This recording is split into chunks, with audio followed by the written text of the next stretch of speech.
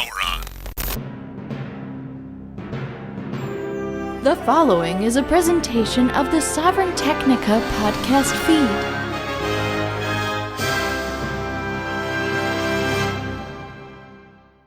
Well, this week, the nation watched as whistleblowers and former military members stepped forward with what they claim is a government cover-up of UFOs and non-human life forms during a historic congressional hearing.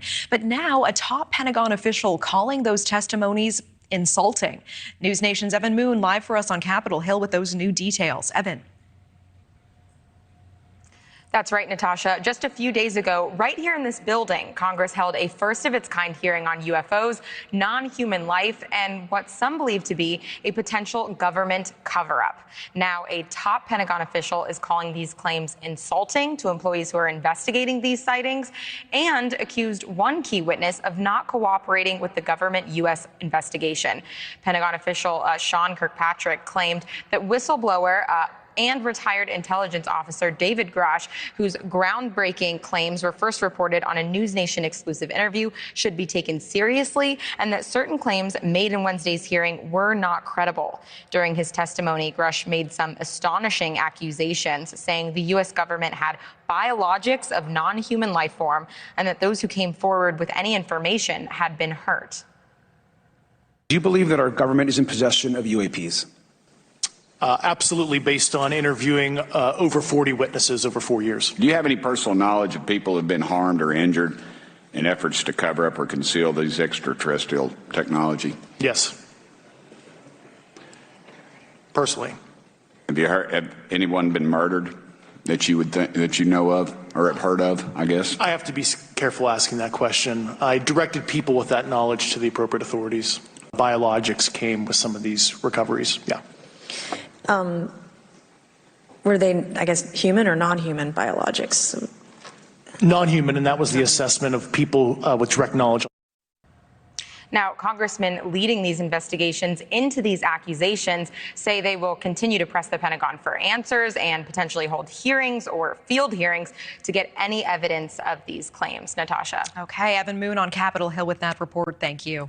This episode of Sovryn Tech X was originally recorded on August 4th, 2023. It is time for Sovryn Tech X, and that means, well, at least in most cases, that I am not alone. I am being joined by none other than my miraculous wife. And you are a miracle. Mrs. Ellen Sovryn is here. Welcome back to some Sovryn Tech on the Sovryn Technica podcast feed. Whiter than Miracle Whip. Here I am. That's not true. Well, no, it's not, but I imagine I sound like a white person. Yeah. I mean, sometimes at night you might be... all right, never mind. So... I'm like a ghost. Yeah. Well, you were putting on a new mask earlier. Oh, yeah. That looked quite white. Well, see, as a human being, I wear many faces throughout the day, and some of them you can see, and some of them you can't. Okay, the 12 faces of Kabbalah. All right, so yeah, so, but you're not. You're a Native American princess, quite literally. Oh, thank you. Yeah. I mean, it's the truth. Yeah. There is part of my heritage that is, I think, Slovakian, but the other half, yes, is Native American. Yeah. And I tend to identify more with that part of myself from a philosophical basis, from a... I don't know. Even cultural, where you grew up. I just feel like my outlook fits more with that line of historical... Right. I don't know, like the people, the Native American people, their cultural practices and their belief system, it's something that I feel very attuned to in a way that I'm not to Western civilization. Yeah, right on. I like that. I think that's part of one of the big things we have in common is we're not very attuned to Western civilization. Yes, that is true. We are quite... In fact, you famously, years ago, on your own podcast... which, boy, people can find that out there, and they should. They should go out and find it. But on the Illumination Hour, you did an episode where I thought you carved Western civilization up thank like you were holding a katana. I mean, you tore that baby up. That was amazing. I mean, I've been trying to do it for years, but you did it in like 1 hour. Oh, it's not hard to poke holes in Western civilization. It's just that it's something that people want to hang on to, for better or worse. Well, they don't even know what it means. I mean, that in my opinion, like, I don't think people really know what Western civilization even means. But yeah, well, maybe we don't. I mean, where did it start? Did it start with the Pilgrims? Did it start with the Romans? Start with the Greeks. Yeah. That's usually what people will point at. Yeah. We constantly hear about Western involvement, Western values, and Western interests in the media. People say that the West is the best, or the West is in decline. Some country is either westernizing or hates the West way of life. The West is the countries with democracies and free markets, right? Or the countries that are part of Western civilization? Then what about Latin America? Are they Western? What does the West even mean? And what exactly is Western civilization? Let's find out.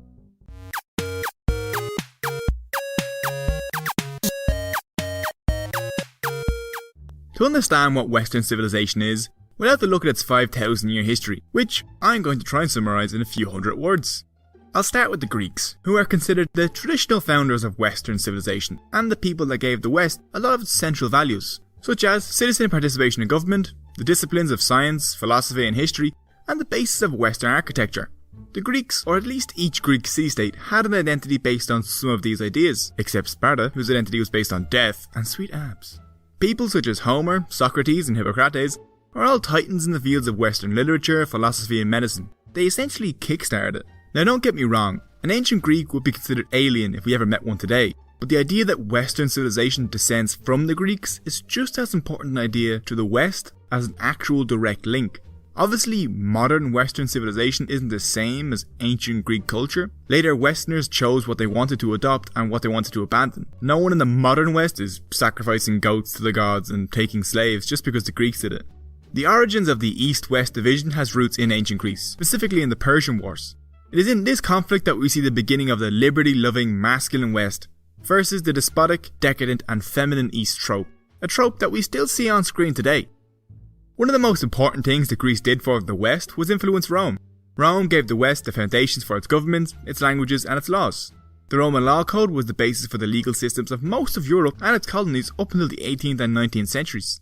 Rome provided the West with an identity, firstly through its empire and then through its church. Christianity held the West together after Rome faded and would mould its identity up until the 19th century. Christianity became the religion of Rome shortly after the Emperor Constantine had adopted it. But just as important in the history of the West is something else that Constantine did, and that was establishing the city of Constantinople.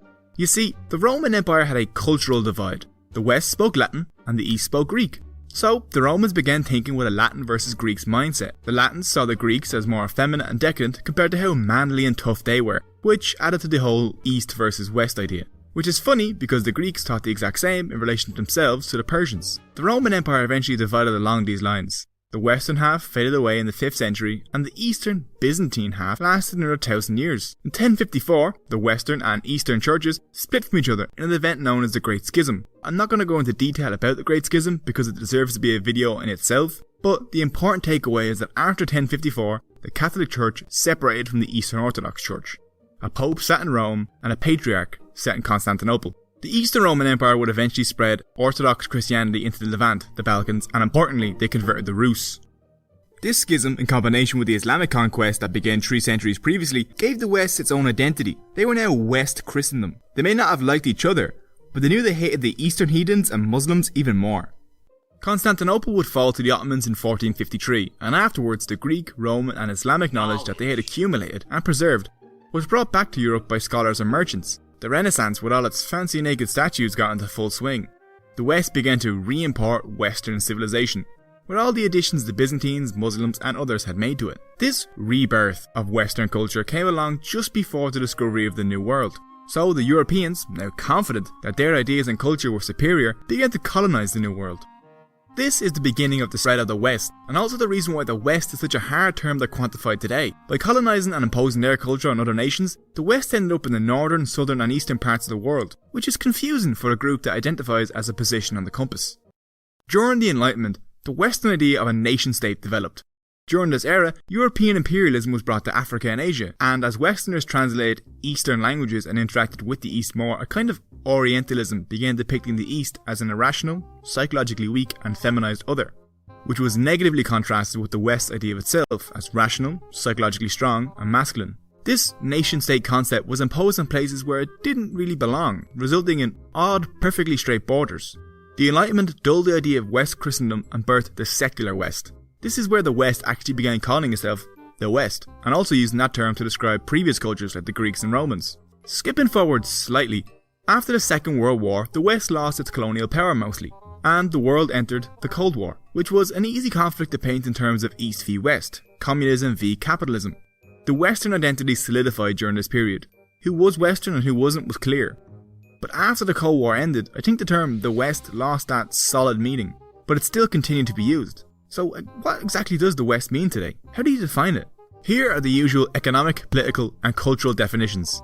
Economically, the West is usually developed countries with strong economies and high incomes. Here it's used interchangeably with First World. Politically, it's countries with democratic governments and free citizens, and here it's used interchangeably with Free World. And culturally, it's countries with roots in Europe and the Greco-Roman Judean tradition that was built upon by the ideals of the Enlightenment, usually referred to as Western civilization. But these definitions aren't actually great for defining the West. For example, let's look at Latin America. Latin America, much like the United States and Canada, are inheritors of Western civilization through their European colonizers. Latin America, however, is rarely included when people speak about the West. They speak Latin languages, and while there are some Latin countries such as Bolivia, Paraguay and Guatemala that have strong native influence, they are still heavily influenced by the culture of their colonizers. If you look at this Human Development Index map, you can see that there are many Latin American states that are in the high to very high range, especially Argentina, Chile and Uruguay. Their political institutions and governments are based on the same principles as European ones. Democratic governments are the norm in Latin America, and most rank just below the US and Europe on the Democracy Index. Latin America is definitely part of Western civilization and should really be included when people speak about the West. You can try and apply those three criteria to other nations too, like Japan, Turkey and the nations that were previously behind the Iron Curtain, to see if they match up with the idea of the West.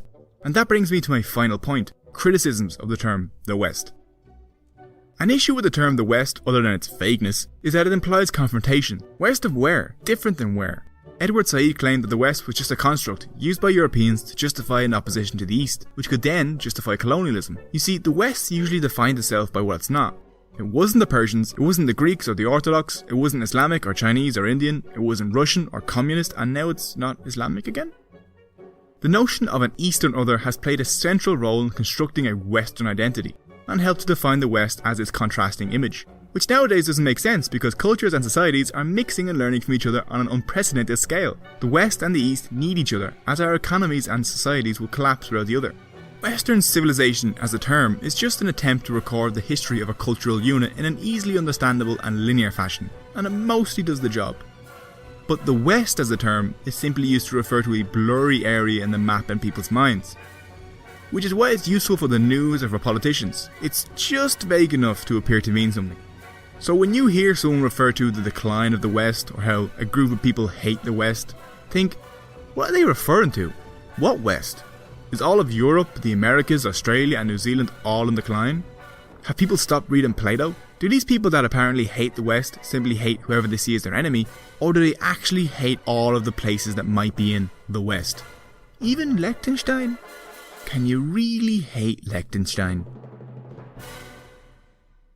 Yeah, it's just some kind of wacky term, that, again, and I know and you, Ellen, you've edited my writings enough, to have seen it, where anytime I use the word Western civilization, I'll always put it parens, whatever the hell that means, because, again, we have no clear-cut definition whatsoever, but it's supposed to be this thing that we fight for, which is insane. And it's insane in a lot of ways because it's also something, it was tried, and probably still is, as even people who are libertarian or anarchist, where, okay, so they don't believe in patriotism, so you can't get them to, give money away to some bald asshat, for, over what's happening to their country.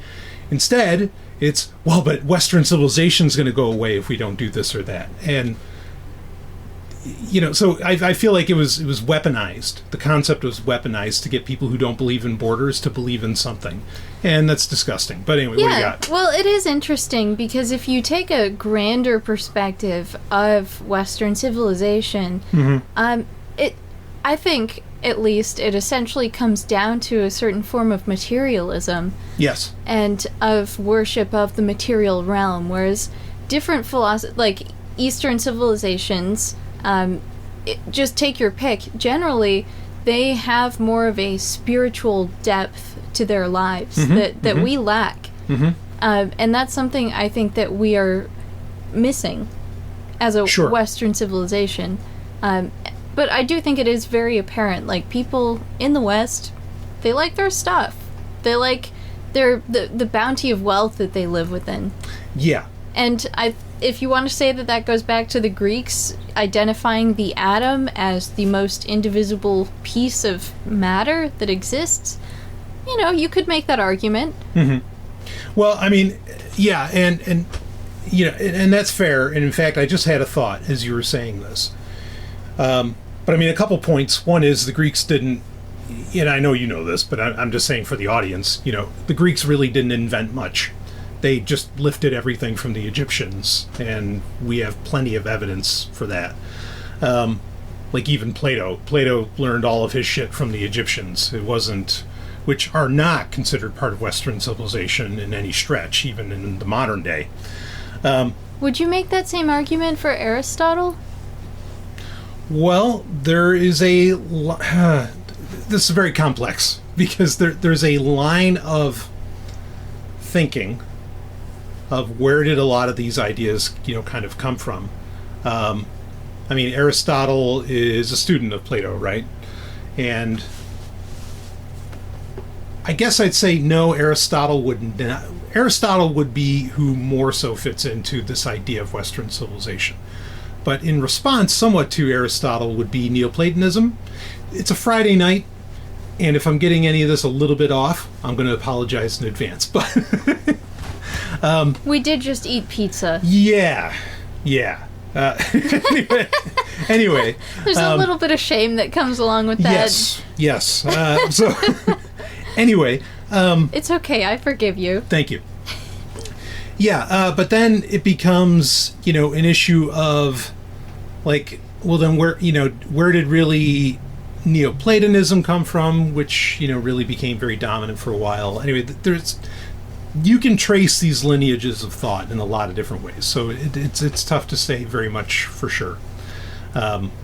Yeah, I guess I'm just trying to hint at this point that in Western civilization, we tend to favor the factual science and that sort of materialism over the spiritual realm, or the energy field sort of basis that Eastern people focus on more.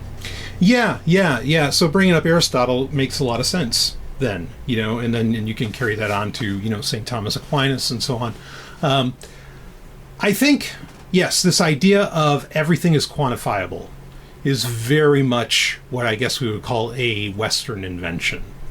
And that's not even something that comes out of the Egyptians. So maybe that's something that the Greeks invented. I'll say this, and this is the thought that struck me as we were talking about this. And we have other things to get into, folks. Don't worry. We're going to talk about aliens. Woo!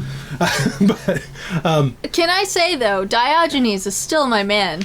Really? Yeah. Why is Diogenes your man? Oh, I just love that he's wandering around with this lantern in the middle of the day looking for an honest man. Yes, indeed. I mean, some people could say, yeah, he was disgusting, he lived like an animal, sure. But, like, he was closer to the truth than any of them were. Yes, a true animist. Not atomist, but animist. Anyway, so... You know what I think defines, like, Greek culture, but also defines what its progeny, if America and, a lot of places full of white people is its progeny? Let me guess. What? Wheat. No. We talked about that last time. The last episode, we talked about the difference between cultures of wheat and rice. I'm just looking up at this book, The Works of Philo, And all I can think of is phyllo dough. Phyllo dough.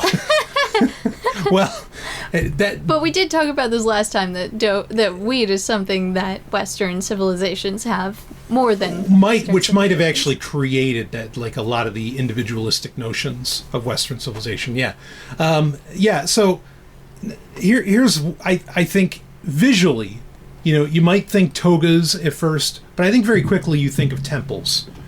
You think of the giant columns and everything.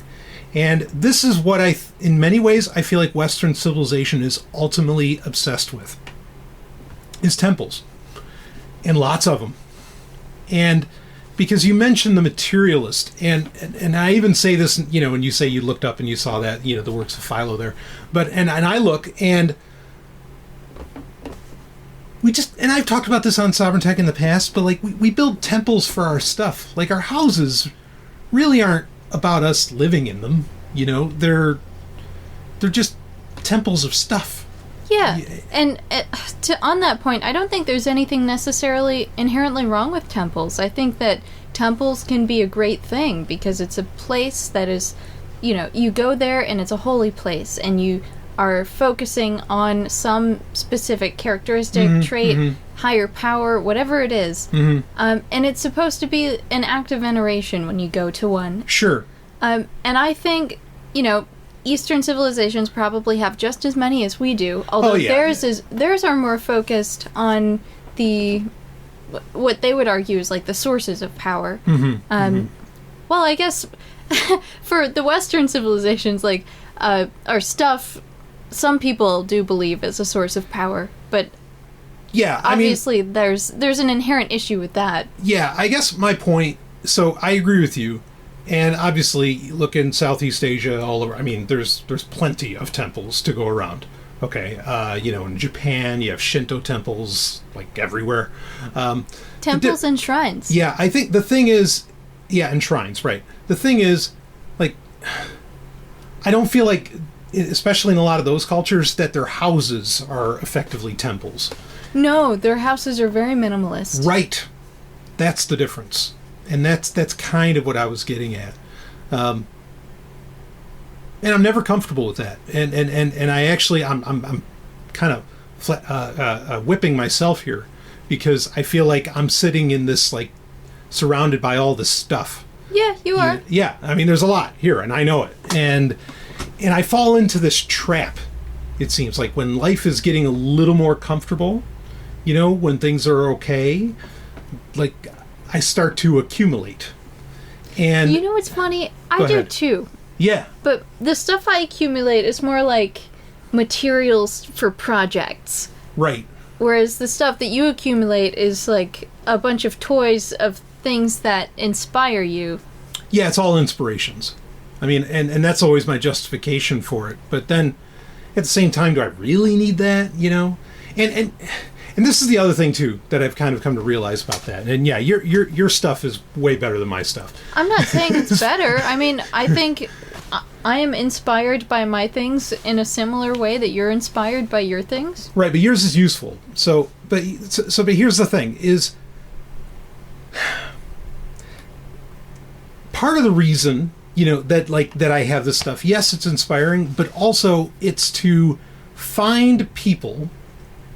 It's the same reason I wear, like, clothing that has some kind of quote unquote hidden meaning, right? Because I'm looking for the people that know what it is, and that way I can connect with them, or at least they've kind of passed an initial test, right? But to some degree, like, none of that's really worthwhile anymore, because now everybody's a fucking dork. I don't know why that happened, but now everybody's a nerd. And so everybody kind of knows everything. Or not everything, but do you get what I'm saying? Like, yeah, I guess. I mean, I think the things that you're into, for the most part, occurred before the internet age. Oh, yes. So the people that would be into it are kind of a different generation. Yeah, some of it, yeah. But that doesn't guarantee that you'll want to befriend someone just because they've seen the Hulk Hogan movie where he's Rip. Oh, right. Yeah, no holds barred. Yes, right. I'm wearing a. Rip 'em. I am wearing a Hulk Hogan tank top. But you wouldn't know if you didn't know what Rip 'em was. You know, like it's from a movie where he's not playing Hulk Hogan, but he's still a wrestler. Anyway, yeah. So, but I think about this, and I don't know. I'm annoyed, ultimately. Strangely. Because in one sense, when I was a little kid, I would have loved it if everybody was a dork. You know, if everybody was like me. But now, kind of, everybody is. And, like, everybody knows who Iron Man is today. That's unheard of 20 years ago. Unfucking heard of. Nobody knew who Iron Man was. You know, and now everybody knows. Yeah. So it's not the filter that you thought it was? Well, not anymore. Not anymore. And I don't know what happened there. But because at the same time, and maybe this is what led me to like ending up with so much stuff, because at the same time, now there's money in all of this. Like in any dorky thing you think of, there's a market. You know, there's people who will want to buy. And now there's things that get made that I never thought would ever get made. That I never thought would exist, you know, in some kind of physical form. And they do. And so I'm like, oh, well, and so my head's still in the 90s. And I'm thinking, holy shit, somebody made a Tron figure? That's crazy. You could only get those in Spain back in the 80s and everything. Like, I have to have it. You know what I mean? When the reasons for wanting it in the first place have been displaced. You know, if that makes sense. Yeah. Yeah, and I'm sorry that they're not acting as the filter that they once did, but maybe it's time for you to reassess your filters. No, you're right. You're completely right. I'm with you. And it's something I've been meaning to do, like to really reassess those filters, you know, or really reconsider, like, what actually means something to you, you know, and that's... This is some great... It's a personal journey that you're going to be undertaking. Yeah. I didn't plan on talking about this at all, but this is some nice opening catharsis, some therapy. Yeah.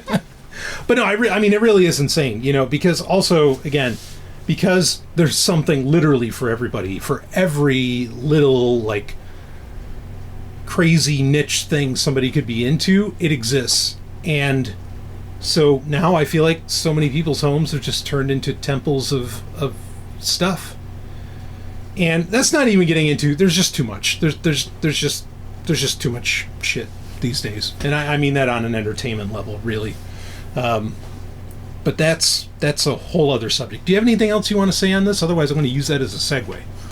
No, I agree. I think people have trouble deciding when enough is enough. Yeah. When it comes to stuff. Yeah. And like I don't really have a strong desire to have too much stuff. I just want to be able to like make and create anything that I imagine.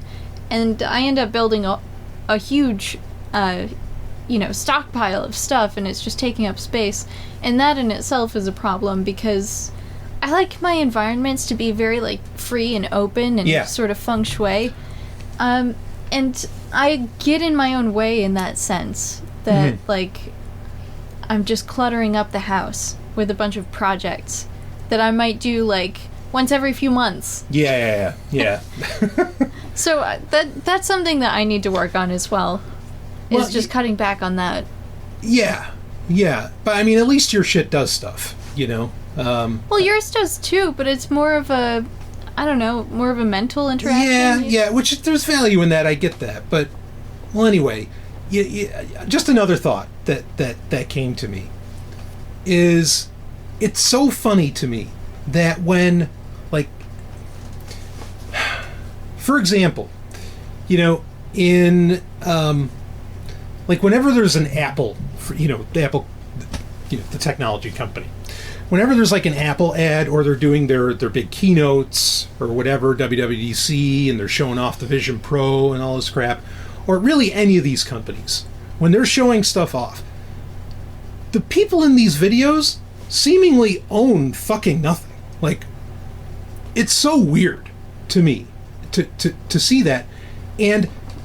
But at the same time, and again, I'm counting myself in this, so I'm ripping on myself here, okay? Like, everybody recognizes how appealing that is, you know? To have the empty walls, to have, you know, like, all that free and open space. I feel like they all kind of aspire to it, but then nobody lives like that. You know, again, everybody has their temples of stuff. And if I just want to give a quick correlation, or corollary, and that is, I remember my grandmother growing up. Okay, now this is a woman who collected stuff. Holy fuck. But regardless, loved her to death. We would drive, we used to go for like Sunday drives, you know, and we just drive around and just drive. And that's all, I mean, that's something we just did for fun. That sounds so strange today, but that's what we did. And we'd go by people's houses, and she would constantly comment about how beautiful these people's lawns were. Okay. And now I was the one that was mowing her lawn. And so I always kind of took it personal, like, because she never complimented her own lawn. But her lawn was a pain in the ass to mow because she had a ton of, like, yard ornaments in it and everything, you know, like all these weird plastic things and all this other shit that I'd either have to take all of them out and then put them back exactly where they were, or I'd have to kind of mow around it and it wouldn't be very clean lines and everything. So for all these people had these very clean line yards and they looked really, really great. And I'd tell her, it's like, no, yeah, that yard looks great because there's nothing in it, you know, and I'm trying to like get her to understand, like, the problem is you have so much shit in your yard, you know, and it feels like the same thing. But you didn't have to take that personally, sweetie. She wasn't right. saying that to make you feel worse. No, I don't. Yeah, I can recognize that now. But regardless, like, it's like, Grandma, like, your yard could look like that too. Just get all the shit out of it. I think that's such a weird thing that people want to have those green deserts for lawns. Regardless, I don't know that people recognize the value in, like, a bare-walled, empty living room. It's like a museum in a way. Yeah. I think it's just a trend, honestly, in interior designing. It's like rich people being, you know, having a fresh take. Yeah, I don't know. It just always, frankly, it looks fucking alien. And it's not just Apple. Microsoft does it too. Google does it too. They all do it. And it's all so strange. These homes have nothing in them. You know, and I wonder if ultimately it's like some kind of subconscious appeal to just making everything digital. You know, like, yeah, you can have this clean space if you just upload everything into our cloud and let us know every goddamn thing about you. You know, I don't know. But I have a hard time believing that. I have a hard time believing Tim Cook's house that he doesn't, that it's just some empty space. You know, maybe. Fuck. Who knows? Maybe. Yeah, I don't know. I mean, I grew up in a very sort of impoverished childhood, and we still had stuff all over the walls and in the living room. It wasn't like, if you don't have money, you don't have stuff. Right. And rich people, for some reason, are recently, like, wanting to go that minimalist route. Yeah. I guess that's how they flaunt their wealth now, is just by having everything, like, very perfectly white and clean and empty. I don't know. It's weird. But at the same time, I feel like for companies like Apple and Google to use that as a backdrop to their advertisements, maybe they're just trying to be neutral and unoffensive.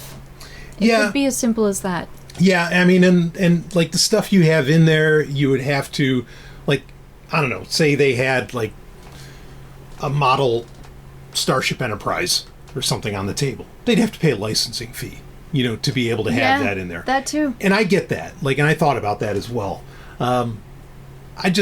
I wish that they would appreciate, like, what they're putting out there, you know, and it's, they think about especially Apple, they think about every little fucking thing. They're like Stanley Kubrick about their goddamn videos. And I think I'd like to know more about their thinking. Like, what are they trying to portray? What are they trying to parlay? So, anyway, you brought up a great point. We actually got feedback about lawns. We did. Yeah, from our last episode. You know, because we were talking about being environmentally conscious, caring about ecosystems and everything. Yeah. And one of the suggestions, actually, one of the people who suggested it was Sek of the Agora podcast. And he's like, okay, maybe EVs aren't the answer. This isn't the answer, but there's lots of little things. You don't want to give up on it. There's lots of little things you can do. And one of his recommendations was just don't mow your lawn every week. Yes. And I was like, yeah, exactly. Yeah, I mean, if you want to mow your lawn like once a month or something, that's acceptable.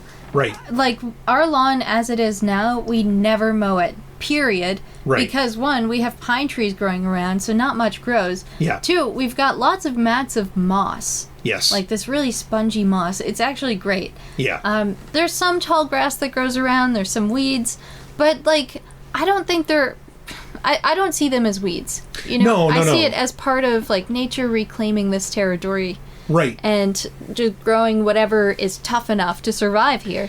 Yeah, I mean, and it's very patchy. It's not like, it's not like snakes can hide in it, or, because that's usually the argument for why do you mow a lawn? Because, you don't know what's crawling around on that lawn, and you let your kids out there. It's like, well, maybe you should have your kids have a healthy respect for nature, and not walk around barefoot all the time or something. I don't know. Well, I don't know. I don't think there's a problem running around barefoot. No, I don't learned a lot either. of valuable lessons running around barefoot. Yeah.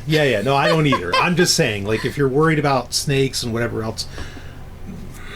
Yeah, from my experience, snakes typically stick to the tree line. Yeah. Yeah. Like, if you have a yard, they're not just going to be, like, out in the yard unless that's the only place where there's sunlight. Mm-hmm. But, like, along the tree line, they can still be, like, close to escape. Right. But in the sunshine. Right.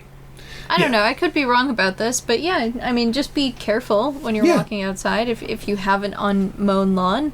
Yeah. I mean, and I do want to reiterate, because you're like, I'm fully supportive of kids walking around barefoot. I mean, I wear 5 fingers all the time. Like, I love barefoot. Barefoot's great. So, not knocking it. Anyway. Yeah, actually, in one of the newsletters, I wrote a whole piece about, like, all of the things that you could plant in your yard or do with your lawn. I mean, instead of growing grass. Yes. Because grass it's not environmentally friendly. Even though it's a plant, which is, like, it does photosynthesis. Mm-hmm. But there are things that take up less water, that return nitrogen to the soil, that actually feed the pollinators or whatever else. There's things that you can do that are better for the environment. Yes. Study permaculture. Permaculture is a great and wonderful thing. If you happen to pick up a newspaper these days, you'll probably find a growing sense of despair regarding climate change and environmental degradation. But there's been an astounding effort from countless communities to cull the rising tide of environmentally irresponsible actions. And among this surge of modern nature-related groups and philosophies lies the promising ideas of permaculture, which, when unpacked, provides us with a solid toolkit for not only tackling the difficult environmental challenges ahead, but also for thriving in a transformed world. Permaculture, a term coined by Australians Bill Mollison and David Holmgren in their 1978 book Permaculture 1, was originally a contraction of permanent and agriculture, but has since blossomed into a more inclusive combination of permanent and culture. As Mollison readily admits, permaculture is nebulous. It's a little difficult to define what the permaculture community is. But those two words, permanent and culture, hit at the philosophy behind permaculture in the sense that it gives people a set of tools to rethink and redesign their communities so that they can live seamlessly with the natural world. And by working with rather than against nature in order to grow food, for example, permaculture bolsters not only the health of the land, but also its practitioners. In doing so, the concepts and practices of permaculture build communities that are adaptable to a changing climate. Jono Niger sums up these ideas in his book Permaculture Promise, wherein he writes, "Permaculture is about rebuilding much-needed relationships with people, land, and the systems that support us. Through these relationships and a positive approach to change, permaculture seeks to build resilient cultures and communities. At the core of permaculture teaching lies 3 ethics: Earth Care, People Care, and Fair Share. While Earth Care and People Care at their simplest forms are the concerted efforts to nurture natural environments and surrounding communities in your everyday actions, Fair Share is a bit less self-explanatory. The concept of Fair Share is essentially the synthesis of Earth and People Care and acknowledges that there is one Earth that we all need to live on. So surplus, whether that's food, money, or time, should be shared with those who are otherwise languishing or be returned back to the Earth. These three ethics ultimately intertwine to create an effective moral base on which permaculture practitioners can build and transform their local systems. They're essentially guideposts for tangible change. In practice, permaculture can take a variety of shapes. For instance, Jordan Osmond over at Happen Films toured Purple Pear Farm, an excellent example of permaculture at work, wherein each natural system feeds off each other, thus creating both abundant food for the farmer and a healthier ecosystem. But permaculture can also mean projects like City Repair in Portland, which applies permaculture principles to artistic and ecologically minded projects that help reinvigorate local community relationships and the natural world. Now more than ever, permaculture is important because it brings to the table tangible and ethically based solutions for systemic change. It moves beyond sustainability and into resilience, looking towards not only surviving, but thriving in a quickly changing natural world. Starting at a local and personal level, the concepts of permaculture work to wean people off an industrialized and consumption-centric worldview, and replace that materialistic perspective with a new outlook that emphasizes ethical interactions with nature and a community-oriented lifestyle. Ultimately, this new worldview brings us closer to appreciating the source of our sustenance and our desire for interpersonal connection. And if we can rekindle this understanding that we need thriving natural systems to live, as Derek Jensen said so perfectly at the beginning of this video, we will then defend those natural systems to the death. All right. Got anything else on this? I think we can get to our stories. Yeah. We've been talking for almost half an hour. I can't believe that. About nonsense. But I hear from listeners that they love this kind of banter. So you got it. but let's get into some show, shall we? And I just want to open up talking about you and I, Ellen. We saw last Sunday, so it was opening weekend. We saw the Oppenheimer. The movie of the summer, you know, a lot of people are claiming between that and Barbie. Even though I'd give movie of the summer probably to Mission Impossible, but whatever. But we saw Oppenheimer, and I say the Oppenheimer just because it's considered this amazing epic and everything. I think it'd be fun to get in a bit of a review on that before we start talking about aliens. Okay. Yeah. I mean, because they go together so well. Kinda. No. Depending who you ask. Anyway, this movie, of course, made by Christopher Nolan. This is one of those event films where I think everybody kind of knows, like, who's involved, who the players are, you know, all of that. So we don't necessarily have to spend so much time on that. But of course, the lead character, that being J. Robert Oppenheimer, is being played by none other than Cillian Murphy. Fantastic actor. Worked with Christopher Nolan many, many times on his Batman trilogy, Sunshine, go down the goddamn list of the movies. He's been in most of them. Christopher Nolan, definitely one of the film auteurs of our time. Tremendous writer, tremendous director. Really delivers the goods. Has made some of the greatest movies ever. Even though I'm not the biggest fan of Inception. People are probably going to give me a lot of shit for that, but deal with it. Did you ever see Inception? Oh, of course I did. DiCaprio? Yeah. What did you think? Oh, I thought they took a very cool, interesting concept and turned it into an action movie. You know, I think it could have been more than it was. Yeah, but yeah. I still really enjoyed it, and I've had moments of Inception, you know, being a dream in a dream. Right, right. And it's very startling to have those experiences. So Sure. It was cool to have somebody make a movie about that. Sure. Although the suggestion that, like, you don't know if you're dreaming or awake, I don't like that at all. Yeah. I mean, it's very unsettling on a deep level. Yes. Yeah, boy, we could get into an entire subject around that.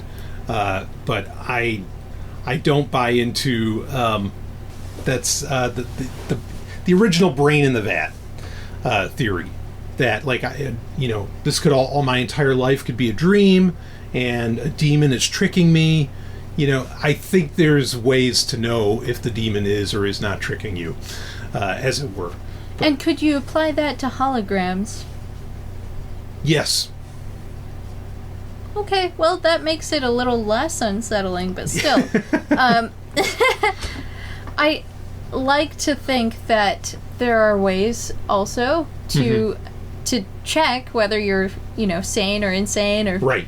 if you're in a dream or in reality, but I guess that was the point of the spinning top, Yeah, exactly. Yeah, so, I mean, I get it, good movie, Inception, but, like, I don't know, it's one of those things where it's a for me, it became a movie that makes people think they're smart when they think about it too much, and because of that, it sort of loses its edge. Yeah, I think I get what you're saying. It's a way for people to feel like they've had an intellectual experience, right. But really what they're seeing is just this, like, very interesting psychological phenomena where a group of people are trying to implant an idea into someone's mind without them realizing that it's happening. Mm-hmm. Which, in the end, you could argue that Nolan was doing to people when they see that movie, right? Which is going to play into some of my thoughts on Oppenheimer. But there are those moments where great directors, great writers will do that. A show we've been going through, it's been taking a while, but we've been going through is Neon Genesis Evangelion. And this is a very controversial show, partly because in the end, you kind of find out that the director, the writer, was sort of making fun of anime fans at the same time that they're obsessed with it. And it's this weird situation. But anyway, we'll get into that in the future. I didn't give anything away, don't worry. Like, there's no explanation for that show, ultimately. Anyway, okay, so Oppenheimer. Again, I'm gonna revisit the point that we were just talking about with Oppenheimer as we kind of go through this. All right, what did you think of Oppenheimer? Good, great, terrible? I thought it was good. Good, yeah. Not great. Good. I don't know that I would call it great. Why wouldn't you call it great? Well, because as a student of science, I wanted to have more of an experience. Like, this was a unique experience to have all of the greatest minds of the quantum physics revolution together, yes, in person, being presented, and there's this character that you can, live vicariously through as he meets all of these amazingly famous figures. Sure. Like Linus Pauling or Schrödinger. Yes. Like, he meets them in person in the movie.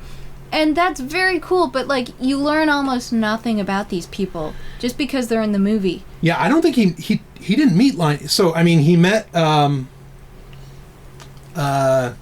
guy with the heavy water experiment. It begins with an H. Well, it's terrible. Friday night, my mind's fried. Heisenberg. He meets Heisenberg. He meets Bohr. Of course, Einstein's there. Pauli. Yeah. Okay. Of the Pauli exclusionary principle. Right. Yeah. But he didn't meet Linus Pauling. I don't think he was. But that's an omission that we should talk about. We'll get to that. I'll talk. Okay, so I'll get into very quickly. I'll say why, because I want to hear more of why it's not great. And I think I'm getting your point. That there's all these great characters. You wanted like a scientific version of the Justice League to come together in this? Is that what I'm hearing? I thought they would have given more backstory to the scientists and made it more personal, but instead it was all about Oppenheimer. It wasn't... And I guess maybe what I want is just some sort of, like, historical documentary that takes time with each one of these scientists. But, like, it just felt like they were throwing out names so that you would recognize them and be amazed. Right. Yes. And the only theories that they really spent time on were Oppenheimer's. And his work in organizing the whole town that blew up around, what was the city that he built? Oh, Los Alamos. Yes, Los Alamos. Yeah. Yeah, in New Mexico. Now I am become death, the destroyer of worlds. P.O. Box 1663 was listed as a Santa Fe, New Mexico address in 1943. And over the next few years, about 300 babies had it listed as the place of birth on their birth certificate. Because the real location was a secret, everything sent to that P.O. box ended up here, 33 miles from Santa Fe, at a site also known as P.O. Box 180, Project Y, and Los Alamos, New Mexico. A secret city had been built there, and it was home to a community of scientists. Scientists of many nations. The scientists who created the first nuclear bomb. They lived a couple hundred miles from the site where their invention would be tested. New Mexico desert. Trinity. How did laboratory director J. Robert Oppenheimer end up building a town and testing the first nuclear bomb? Here. Albert Einstein sent this letter on August 2nd, 1939. He sent it to President Franklin Delano Roosevelt. Drawing from the work of physicists Enrico Fermi and Leo Szilard, Einstein warned of a nuclear chain reaction in a large mass of uranium, the splitting of the uranium atom, which could lead to extremely powerful bombs of a new type, bombs that either side might develop and use. After a couple of years of study, as well as the American entry into World War II, in June 1942, the Army Chief of Staff established a temporary headquarters at 270 Broadway in New York City. The Manhattan Project had begun, and it was called a new Manhattan District for the Army Corps of Engineers. This map shows contemporary boundaries for Army engineer districts, administrative areas. The Manhattan District encompassed all these smaller districts because of its larger scope to build an atomic weapon. Less prominent secret locations included a nuclear reactor under a University of Chicago football field, the Alabama Ordnance Works for producing heavy water, and many others. 1942 and 1943 saw the establishment of 3 major sites. It began with Oak Ridge, Tennessee, sometimes called Y-12, a large plant for the enrichment of uranium and production of some plutonium. Nestled between mountains, it became a city where 75,000 people worked in absolute secrecy on history's most sensational secret. 2 other major locations were established in 1943. The Hanford Engineer Works in Washington State was responsible for much of the production of plutonium. The top of this water tower there read, "Silence means security." But Hanford and Oak Ridge were nothing without the third site. The Army needed a place to create the bomb. This is the Los Alamos Lament, a poem, sometimes sung, about life in Los Alamos, written by Technical Sergeant Ralph Gates. It begins, "I'm just a PO number." Specific numbers varied. The third verse reads, "He put us on a mountain outside of Santa Fe, where the only sign of wildlife are GI wolves at bay." Oppenheimer, based in Berkeley, had believed that a central lab was key. While they considered Oak Ridge and Chicago as lab locations, neither was remote enough. An option near LA wasn't isolated. One closer to Reno could be hit by heavy snows. General Leslie Groves Jr. of the Army Corps of Engineers ran the project. Oppenheimer and Groves agreed that New Mexico offered the security of isolation as well as familiarity, since Oppenheimer had spent time in the area. The ideal site sat on the Pajarita Plateau. It was isolated, but also protected by its altitude and surrounding geography. Jemez Springs, chosen first, proved to be too difficult. The land was too difficult to acquire, and the terrain was too rugged. But nearby Los Alamos was atop a tableland between mesas, which made it easy to control entry and control any accidents. Much of it was on already federally owned land as well. The only existing structure was a small school that had opened in 1935. The owners sold. The Secretary of War wrote the Secretary of Agriculture about the military necessity of acquiring the remaining federally owned lands. The request was granted for 54,000 acres of a demolition range. Los Alamos was activated on April 1st, 1943. P.O. Box 1663 transformed from an outdoorsy ranch school with buildings like this into a community doing the most advanced research in the world.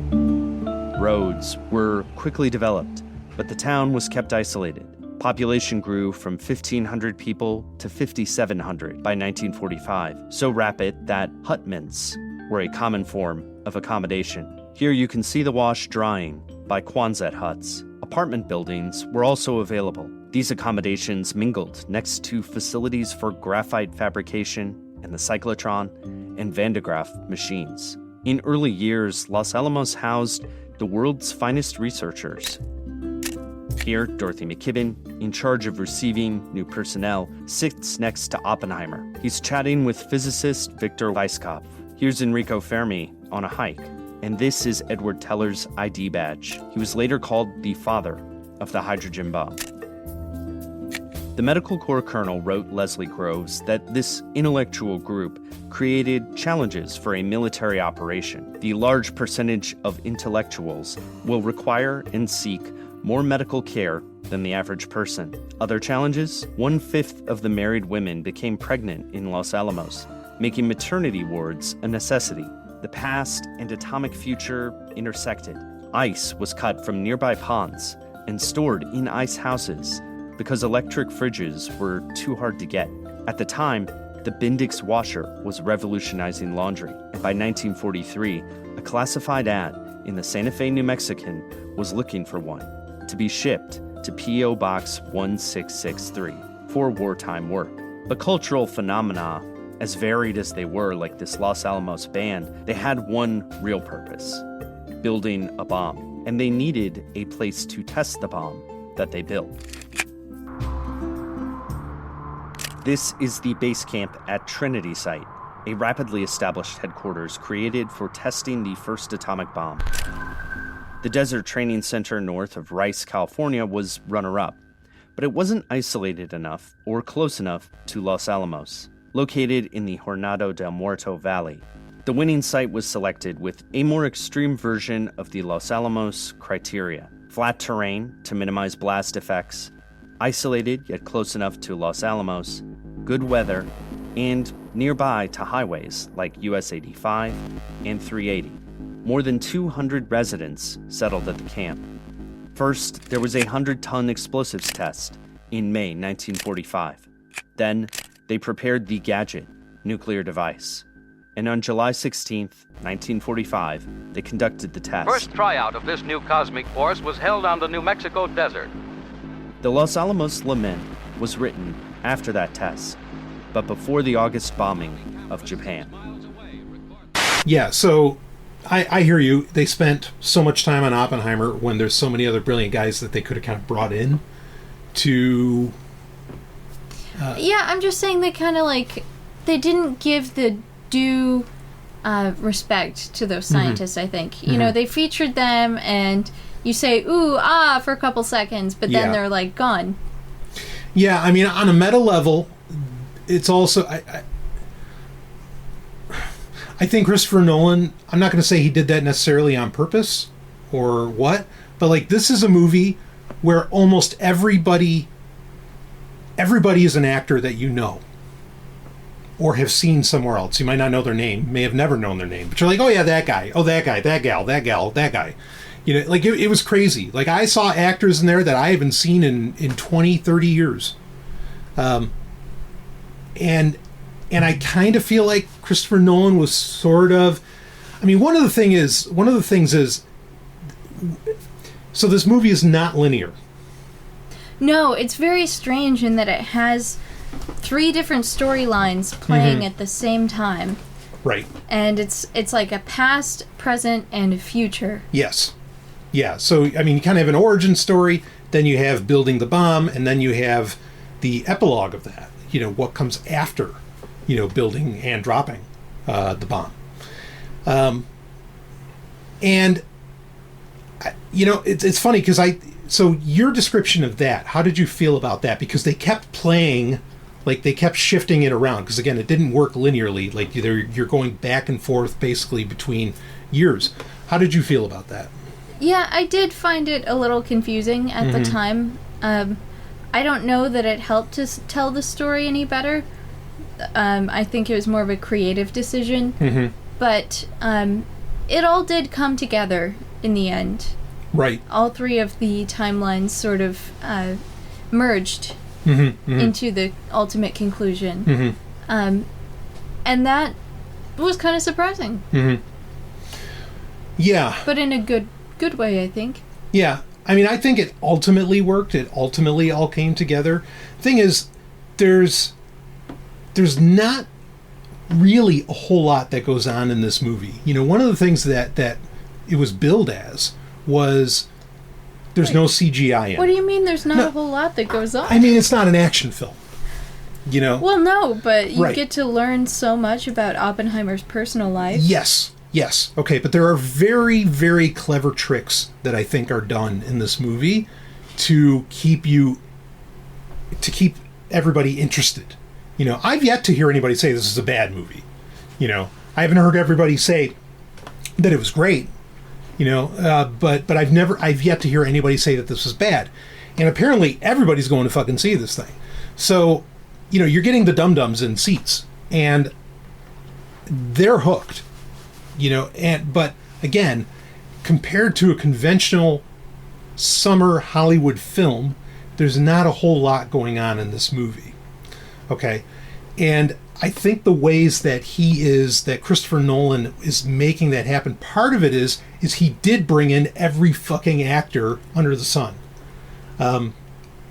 So that, you know, when you're watching it, just like he brings in the little, you know, Einstein, Bohr, and whoever else, he's doing the same thing with the actors that he brings in. He brings in actors where you're like, oh yeah, I know that name, or I know that guy, and there he is. And it's just another way to kind of keep you hooked. He's basically just dangling a carrot in front of you throughout the entire movie. Now, of course, another way he does it is through music. The music effectively never stops, which was weird for me. The only time I can think of where there was not music is when the bomb drops, or when they do the test. It was unusually silent. Yep. At that time. Yeah, but otherwise, throughout the entire film, it's all music. And it's by Ludwig Göransson. And Ludwig Göransson, of course, is brilliant. He did the score for The Mandalorian. That's probably the thing he's most famous for. And in fact, I know I've commented recently, I was like, well, where is Ludwig Göransson? Is he doing anything? Well, I guess he's been working on Oppenheimer, because holy shit, that's a 3-hour movie. And he had to do effectively a 3-hour score, or at least a 2-hour and 55-minute score, which that's a lot, you know, for one straight film. So these are the kinds of things I think that kept the film going. So, okay, you're feeling that you wanted more exploration of the other scientists, and you wanted to get into that, and that kept it from being great. That was one of the things that kept it from being great. I think what I wanted was just... So I respect that this movie was telling Oppenheimer's story, but yeah. I also feel that it would have explained more if they had shared more, maybe, about how, like, the other scientists around him at the time inspired him. You know, where did he get his ideas from? Right. And they show these characters surrounding him, and, like, occasionally they'll mention a new theory or that one that's, like, very groundbreaking. I guess I just wanted more out of the story. It felt kind of surface level. Wow, surface level. Yeah, okay. What other things kept it from being great for you outside of that? Maybe just that. I'm not really sure. I mean, there was a lot of tension in the movie. Yes. And that was very interesting to experience too. Like, the Red Scare happening around that time. You know, hunting down of communists. Yep, McCarthy era, sure. Yep. And, you know, just the rush and the pressure, or at least the perceived pressure to build a nuclear weapon. And also the fact that the military was running the project. At the end of the day, they were running the project. Yeah. And just how, like, shocking it was to see, you know, Oppenheimer sometimes trying to voice the opinions of the scientists that he was working with, and the military just blatantly disregarding it. And saying, keep your mouth shut, otherwise you sound like a traitor. Yeah, it was interesting to see how many people, or how many scientists, and throughout the film, especially when they do realize what they're building, and that there's a chance that it's going to get used, I mean, they're like constantly petitioning, holy shit, no, don't drop it, don't use it, you don't need to, you know. Yeah, there's a point where they're even saying the best thing we could do with this is never use it. Yes, right. Yeah, that was fascinating to see that. And it was disturbing to me because there was one scene where they're in a meeting, like all the scientists working on the Manhattan Project are in the same room together, and they're saying, we should just not drop it. We're afraid of what's going to happen if we do. Like, the whole world is going to destroy itself. And Oppenheimer comes in a very creepy, unsettling way. I don't even think he was convinced himself of what he was saying, but he was like, well, we have to do this because it'll show the world how powerful we are, and if we demonstrate this power, then there'll never be war again, and it will ensure a peace that no point in history we've ever experienced. Right. And I feel like he was full of bullshit, and he knew it. Why do you say that? Because he was uncomfortable while he was saying it. Oh, yeah. I feel like he was under so many other pressures to get this project done that he was just trying to get people to go along with him and finish it. I don't genuinely believe that he was convinced. Yeah, I mean, that's fascinating too. I'll admit, I don't think that's something that I really ever knew was the chance. It was theorized that when you drop the bomb, that the bomb wouldn't stop, and that it would actually like ignite the entire atmosphere and basically wipe out all life on Earth. That was insane, and that's true. Like, now I know, and I've looked into it, that that's true, and they went ahead anyway. And boy, that's uncomfortable, you know.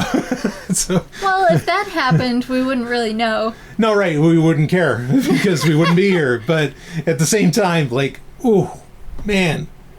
And, you know, the movie highlights, and again, you know, there's some things, I don't feel like much of it was really, I mean, there's parts of it that I'm sure were dramatized, but it's more that there were things omitted than there were things added into it. So it's a pretty good biopic. I mean, it was based off of an actual, you know, nonfiction book called American Prometheus.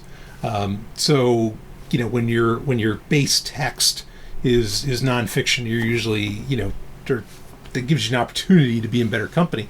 But they brought up the idea that, you know, look, Japan is going to lose. Like, you know, and a lot of people don't realize this. The nuclear bomb didn't beat the Nazis. The Nazis were already beaten. You know, the Russians took care of that. This was about stopping the Japanese. But at the same time, like, and they even bring it up in the movie, yeah, but the Japanese can't last much longer anyway. Yeah, so there was no need to do this. But go ahead. They started developing the bomb while Hitler was still in power. Right. It was a race to develop it before Hitler could. But even so, he died before they deployed it. Yeah. And they were questioning whether they should continue with it or not. And they're like, oh, well, let's just pick a couple cities in Japan. Right. Yeah, and they did it anyway. And, man, it's, you know, it's a movie you watch, and it's just so accurately disturbing. You know, like, I think it actually portrays, and this kind of speaks to what you're saying, I think it very well portrays how a lot of humans think and how they were thinking at the time, especially politicians, people involved with this. And man, it leaves you with just a pit in your stomach, like it's not a good feeling. Oh, it's so gross. I mean, after the bomb was dropped, Oppenheimer was, counting up the human losses. Mm-hmm. And there's one point where he's in the president's office and he says, "I feel like I've got blood on my hands." And the president just fucking mocks him. Yes. He pulls out his hanky and he calls him a crybaby. Yeah, yeah, and he says, "Nobody ever let that crybaby in here again."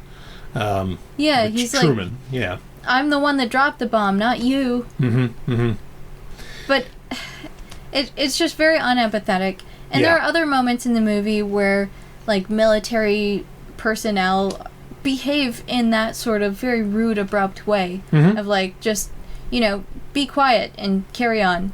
Do what you're told to do. Yeah, there's a lot of that. I mean, and it's funny how they tried to get the scientists to, like, wear military uniforms at first, and it's like, stop that.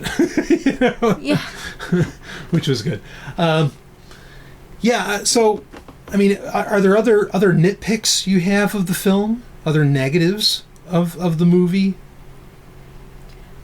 I don't know. I mean, I thought it was a very interesting movie, very cool. There was the character played by Robert Downey Jr. Yes.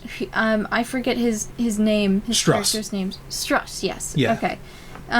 He plays a very complicated role in this movie, and it's actually very interesting to find out just how complicated his role is as this movie plays out. And then you find out, like, so Oppenheimer kills thousands of people with the bomb. Yeah. I mean, not exactly his fault. He wasn't the one that dropped it, of course. Sure. But he knew what he was doing while he was developing it. The entire time he knew it was intended to be used on humans, and he knew that there was going to be fallout radiation and all that.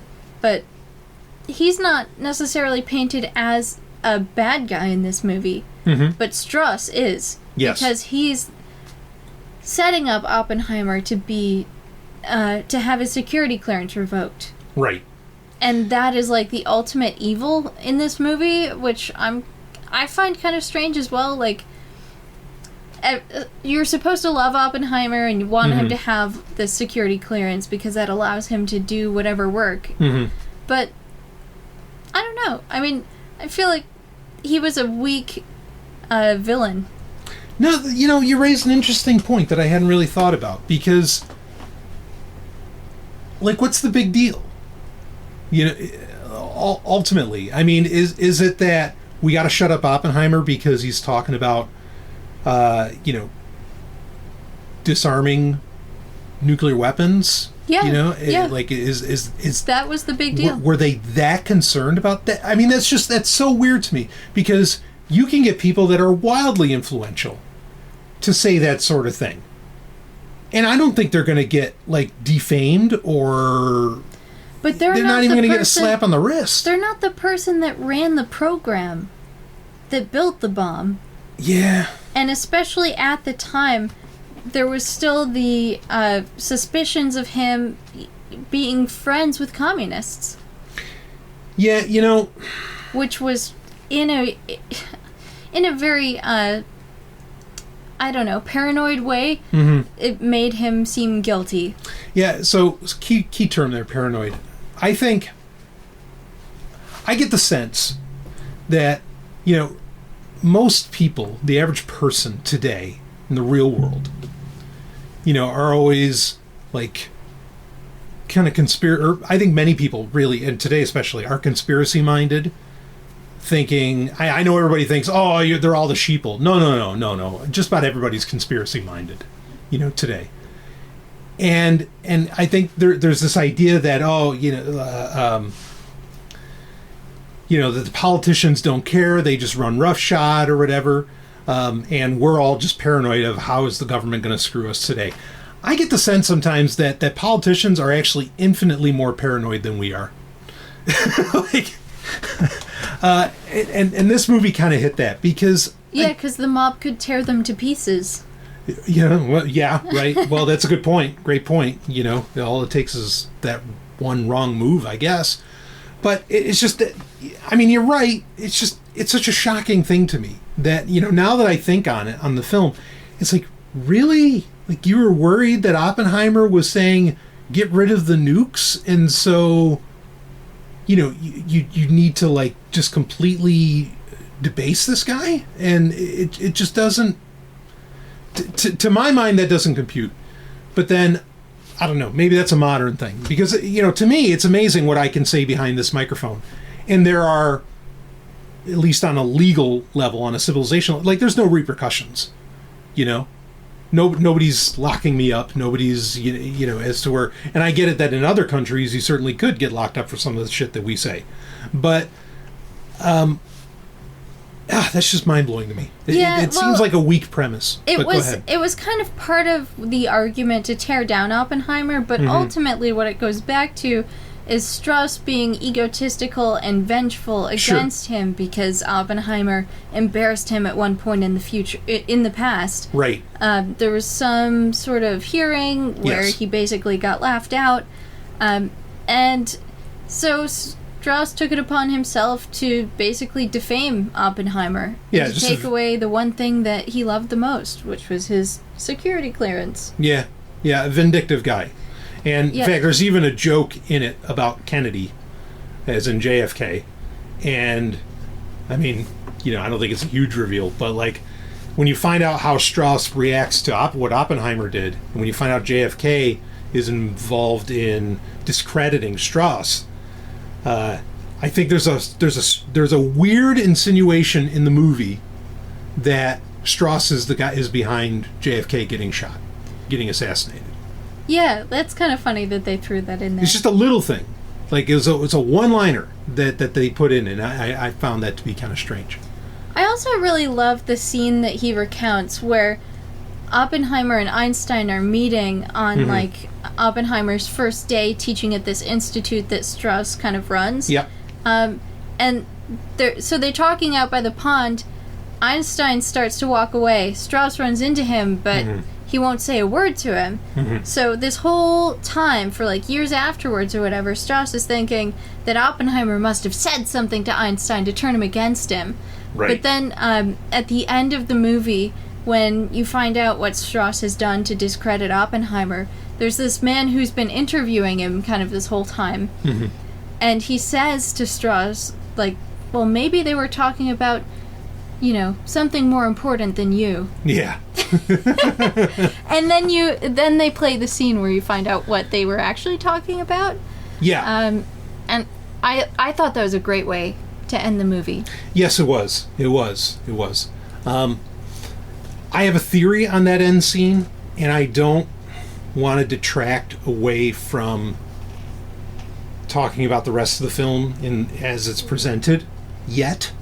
So I'm going to save that for a minute, but that gets to my earlier point about, like, this movie having kind of a weird meta layer. But I mean, I think everybody was on their A game as far as acting. Cillian Murphy was phenomenal. Yeah. Robert Downey Jr. was great. Everybody just delivered. The music was great. The effects. I mean, here's the thing that I mentioned earlier. Everybody was talking about, oh, there's no CGI in this movie. Fuck, there doesn't need to be. They could have made the bomb look bigger or something. I don't know. But you're right. There's absolutely no reason to add CGI. Right. But I mean, it's like, I don't know, saying there's no meat in peas and cornbread. It's like, well, no shit. It's peas and cornbread. It doesn't need meat in it. Like, it's just a claim that doesn't make sense. And this is another thing too that I want to bring up, and this is kind of speaking, more real world on it. Boy, Christopher Nolan made a huge deal that you should see this on IMAX. This was made for IMAX. You don't need to see this in IMAX. Like, there's nothing special about this movie. And IMAX, I think, is crap anyway. Well, apparently it's all fake. There's only like 12 real IMAX theaters in the U.S. or something like that. Yeah. And all the rest are like cheap knockoffs. Yeah, so there's some truth to this. Do you mind if I go for it? Digress into this? Okay, so I went to, of course I grew up in New York, okay, and, all the new theater technologies, the two places that they end up first are L.A. and New York City. And I used to go to IMAX movies. Real fucking IMAX movies. IMAX movies. Originally, yes, it's the giant screen, okay? But IMAX movies originally were 3D films. And you used to have to wear this huge fucking headset. Forget about the Apple Vision Pro. This thing was gigantic. You can look up, there's pictures people can find online of like Magic Johnson wearing them or whatever. Anyway, and it had like these, you know, the shutters on. I mean, it looked like you were wearing 3D glasses, but again, it was a gigantic headset. And the speakers were built into the headset, and you had the shuttering system built into the lenses that created the 3D effect.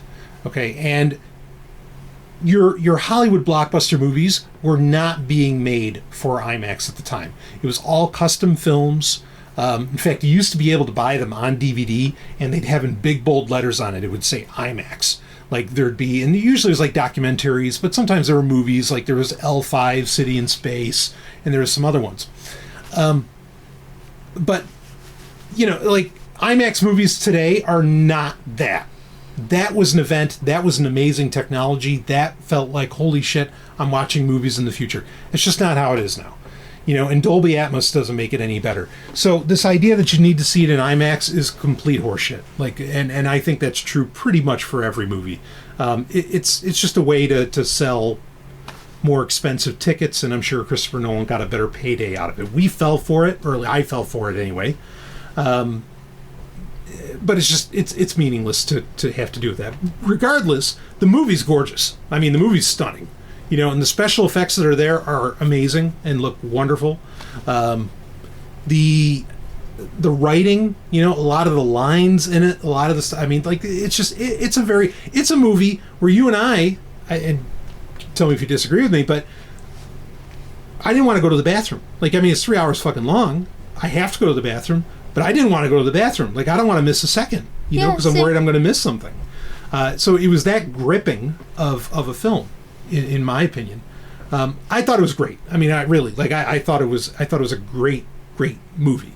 But I totally hear your concern, or you know, your critiques as far as things that, you know, would have been nice if it went into this, or, you know, whatever. Like, I think that makes a lot of sense. Well, I don't need to have everything that I want, you know. No, of course. The movie was still good, the way that it was. Yeah. Linus Pauling not being in it, that was kind of disappointing to find out after the fact, because, well, you find out, I mean, they kind of show this in the movie, that Oppenheimer's a womanizer. I mean, frankly, he's a scumbag. I mean, in a very real way. And they parlay some of that, or, you know, they portray some of that in this. But you find out that, like, he was really great friends with Linus Pauling, and he actually wanted to bring Linus Pauling onto the Manhattan Project. But Linus Pauling said, fuck you, I'm a pacifist, I'm not doing this. Which, kudos to Linus Pauling. Yeah, that's really cool. Yes. But also, he apparently asked Linus Pauling's wife, hey, you want to come to Mexico with me, and we can go have a good time? And he means, like, let's go fuck. You know, and... like this guy's scum. and he's in, I mean, the odd thing is that a lot of these scientists at this time, he's sort of in good company. And I don't mean good I mean that sarcastically, because, you know, you got Jack Parsons, you got a lot of these characters who really, you know, as far as morally, what people consider good morals, especially in America at the time, they did not have. And a lot of them were womanizers and whatever else. And anyway, it's interesting to really see that. I don't know if this movie got made, you know, 30, 40 years ago, if they would have allowed for it, but it's here on this one. So what other thoughts do you have about the movie? Did you walk away from it scared of nuclear war? Well, yes. I mean, that's something that I kind of live with constantly, though. Yeah. I don't know that this movie exacerbated that anymore. Well, the claim is for a lot of people it did, you know, and that a lot of people really hadn't thought about it until they watched this movie, and now they're suddenly like, holy shit, and we still use nuclear weapons. It's like, oh. Yeah, well, I mean, the fact that they haven't thought about it just means that they're not paying attention. Mm-hmm, mm-hmm. Because nuclear weapons are still around, have been around, ever since their development. Right. There's just been more and more. Right. Yeah, it definitely brings it to mind. I mean, and I know we were talking coming out of the film, we're like, well, how far away do we have to move from Boston to not be in the danger zone, as it were? Yeah, there was a scientist that was really into the H-bomb. He was trying to develop that alongside the nuclear weapon. And they said it was like 100-mile blast radius, which is huge. Like, that's massive. And if that were the case, I think we need to move a little bit farther north. Yes, from any major city. Yeah, because the H-bomb is a real thing. It's within our grasp. Oh, I mean, the nukes we have today, the supers, I mean, they're... Yeah, it's crazy, the power that those have.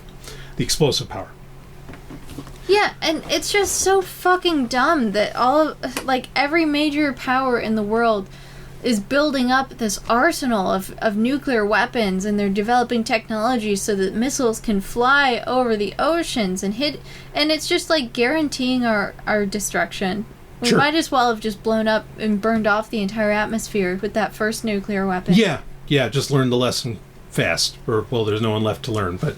Yeah, I mean, honestly, to save ourselves, we need to dismantle these weapons and turn them into power plants. You know? That's like the only good thing that can come of this. Yes. Yeah, nuclear energy, wonderful thing. Yeah, so... Do you have any other thoughts in the movie that you want to get out there?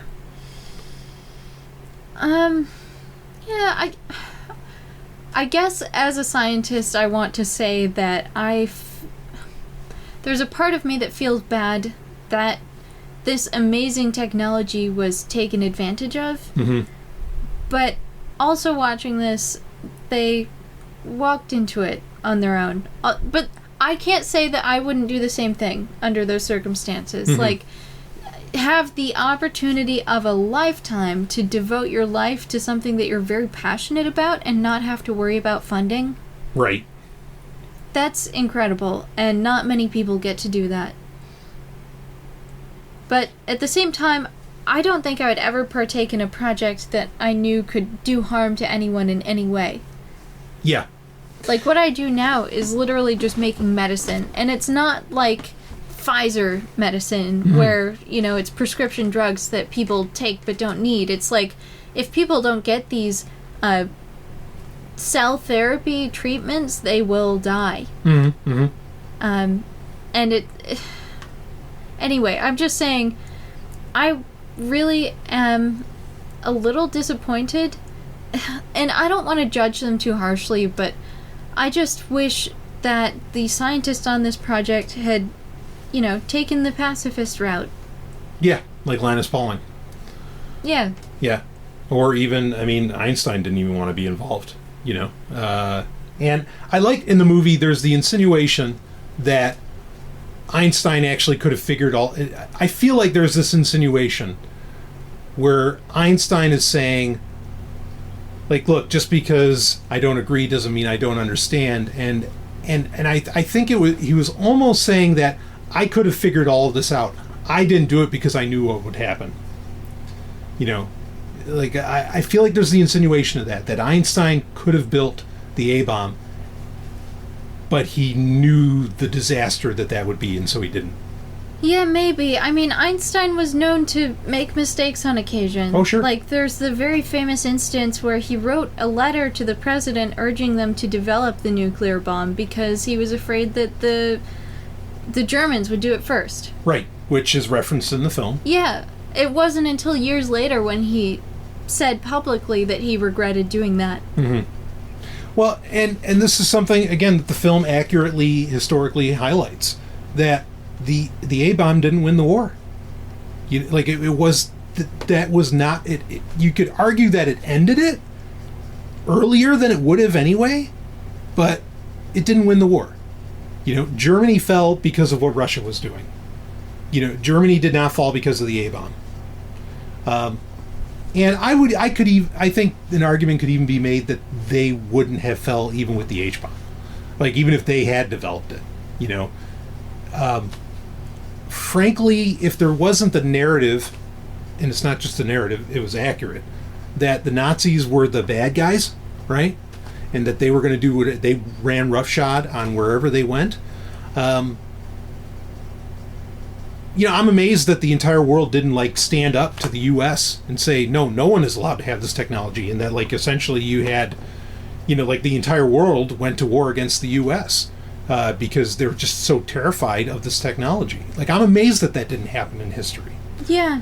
Or if not terrorized and horrified by the technology, I think, at least I would have preferred if the world had learned a lesson from Hitler killing millions of Jews, putting them in concentration camps.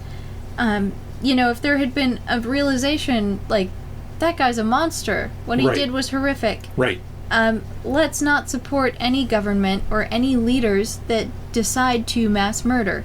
Yeah. And that's what these bombs were. Yes. That's what they did. Yes. They mass murdered people and also put them through torture. The ones that didn't die instantly just lived on to die slow, painful deaths. So I don't know why there wasn't this realization. There may have been critiques, but why people didn't just stand up and say, like, you are monsters. Right. That made the decision to drop this nuclear weapon. And there wasn't some sort of radical uprising at the time. Yeah, no, and by and large, there's been no real mass historical criticism of, the realization that Japan was going to fall anyway. Like, you didn't have to do this. And they never have to do it. Well, right. It's never necessary. Right. Yeah, the movie brings up an absolutely seminal point in history that I hope is getting revisited by people. I'm a little worried that everybody basically went and saw the movie and then just forgot, 2 days later, because they just got the barrage of whatever other information. Barbie, right. And the UFOs. Yeah, which we'll get to that. So I'm going to lay it out. I mean, I thought this, like I said, I thought it was a great movie. The more I thought about it, now a movie can work on multiple levels, right? It can have multiple meanings, okay? And Christopher Nolan's that good of a writer and director where he can write a movie that is straight up a biopic of Oppenheimer. Okay. But I kind of feel like with the end of the movie, and spoiler alerts, folks, the end of the movie, Oppenheimer basically says to Einstein, and this is what you find out what the conversation was. He basically says to Einstein, how you were worried that this might end the world? And Oppenheimer says, I think this did. I think this is the end, Well, he was talking about the theory that the atmosphere would ignite when the bomb was dropped. And he's bringing up to Einstein, like, remember when I came to you with those calculations that said it would set the world on fire? Well, I think we did. Yeah. Right. And so, it seems like in the context of the film, at a superficial level, it is a warning. It's a great ending. And it's a warning of, yep, we unlocked Pandora's box, and we can't lock it back up, and it's over. And sooner or later, someone's going to drop these fuckers, and we're done. Okay? But I honestly, there's a big part of me that feels like this entire movie was actually a metaphor for Hollywood. And that this movie is the sign of the end of Hollywood. And that last moment was, even the whole thing about the bomb, like that this is the last epic. This is the last, everything changes after this. There's a part of me that really feels like that I think Nolan might have been trying to get that message out there because he plays on those levels. I haven't seen anybody say that. This is just my own thinking on the matter and the fact that Hollywood is on fire right now. Just a thought. So I'm putting that out there. But a great movie worth seeing, and it doesn't matter, if you know what happens and all that. I mean, again, it's all mostly historical fact anyway. You're in for a great time with this film. Very engaging. Very, definitely holds your attention. So, any other thoughts on Oppenheimer? No, I think we've talked about it enough. Okay, yeah. Move on. So, let's talk about aliens then. Let's get right into it. Are you going to fuck them? Am I fucking... You shared all this crap with me on Instagram of like all these people are like, when the aliens come, we're going to fuck them. Like, we're going to have sex with them, I don't know if this is people making fun of James Kirk or if it's something else, but yeah, there's been a lot of jokesters out there saying that they're just going to have sex with the aliens. Yeah, I think that, as funny as it is, I think it's totally spot on. I think a lot of people are just going to do that. They don't care, how many people fuck without giving a shit about other people's biology anyway? You know what I mean? And what I mean by that is they don't care about their medical history. They don't care about this or that. They're just like, yeah, let's do it, Yeah, how many people? Plenty of people. Look at all the poor gals that had to deal with Usher. Like, that's insane. So, anyway, I think people are going to do this. But did I miss something? Yeah, I think you did, but that's okay. I was making a jab at you. A jab at me? Well... Yeah, in one of your past lives. That's fair. All right, that's fair. Anyway, so... Fortunately, I'm a much smarter man now. Well, maybe not much smarter, but I'm smarter now. Yeah, I think that's fair. Thank you. Yeah, and amazingly, I did come out of all that with, disease-free. So... A miracle. It is. Okay. So despite the fact that everybody's going to go fuck the aliens, maybe that's why everybody's paying attention to the UFO hearings that happened this week.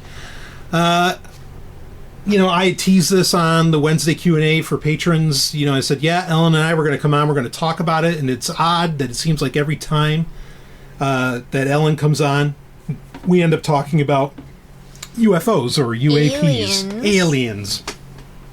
Now, I don't know. It's kind of hard to believe this was such a big story earlier this week on Wednesday, okay? It's kind of hard to believe that people don't know all that was said. But just in case, I do have a link from The Guardian where they cover the high notes. And so... Well, you can tell me because I don't pay attention. Yeah, that's okay. It's a short piece, so I'm going to read it. We're going to go through it. So here we are. This is from Wednesday, July 26, 2023 in The Guardian. UFO hearing key takeaways, cover-up claims, and Pentagon denials. Witness made several startling allegations about the U.S. government and UFOs, but doubts lingered over key testimony, which kudos to The Guardian for saying, yeah, but something wasn't right about this. Anyway, let's read on. In scenes that felt reminiscent of a science fiction movie, the U.S. Congress held a public hearing on claims the government is covering up its knowledge of UFOs. Unsurprisingly, the hearing generated huge interest in the U.S. and around the world as it heard from three key witnesses, including David Grush. I don't know if hopefully I'm pronouncing his name right. A whistleblower, former intelligence official who in June, and that's June of 2023, claimed the U.S. has possession of, quote, intact and partially intact, end quote, alien vehicles. UFOs have become a high-profile news story in recent years. The U.S. military says it is actively trying to investigate the small number of sightings for which there is no obvious explanation. So I'm going to stallion break in here for a second. Now, Ellen, you've been on past episodes of this show where we've talked about these events, these UAPs, this video where, well, the Air Force can't explain what the fuck is in this. Yeah, and we've talked about Bob Lazar as well. Yes, correct. Also Bob Lazar, who claims to have worked on alien craft, which David Grush is bringing up. So, or he's not bringing up Bob Lazar, but he's bringing up partial or intact alien vessels. Okay, so reading on.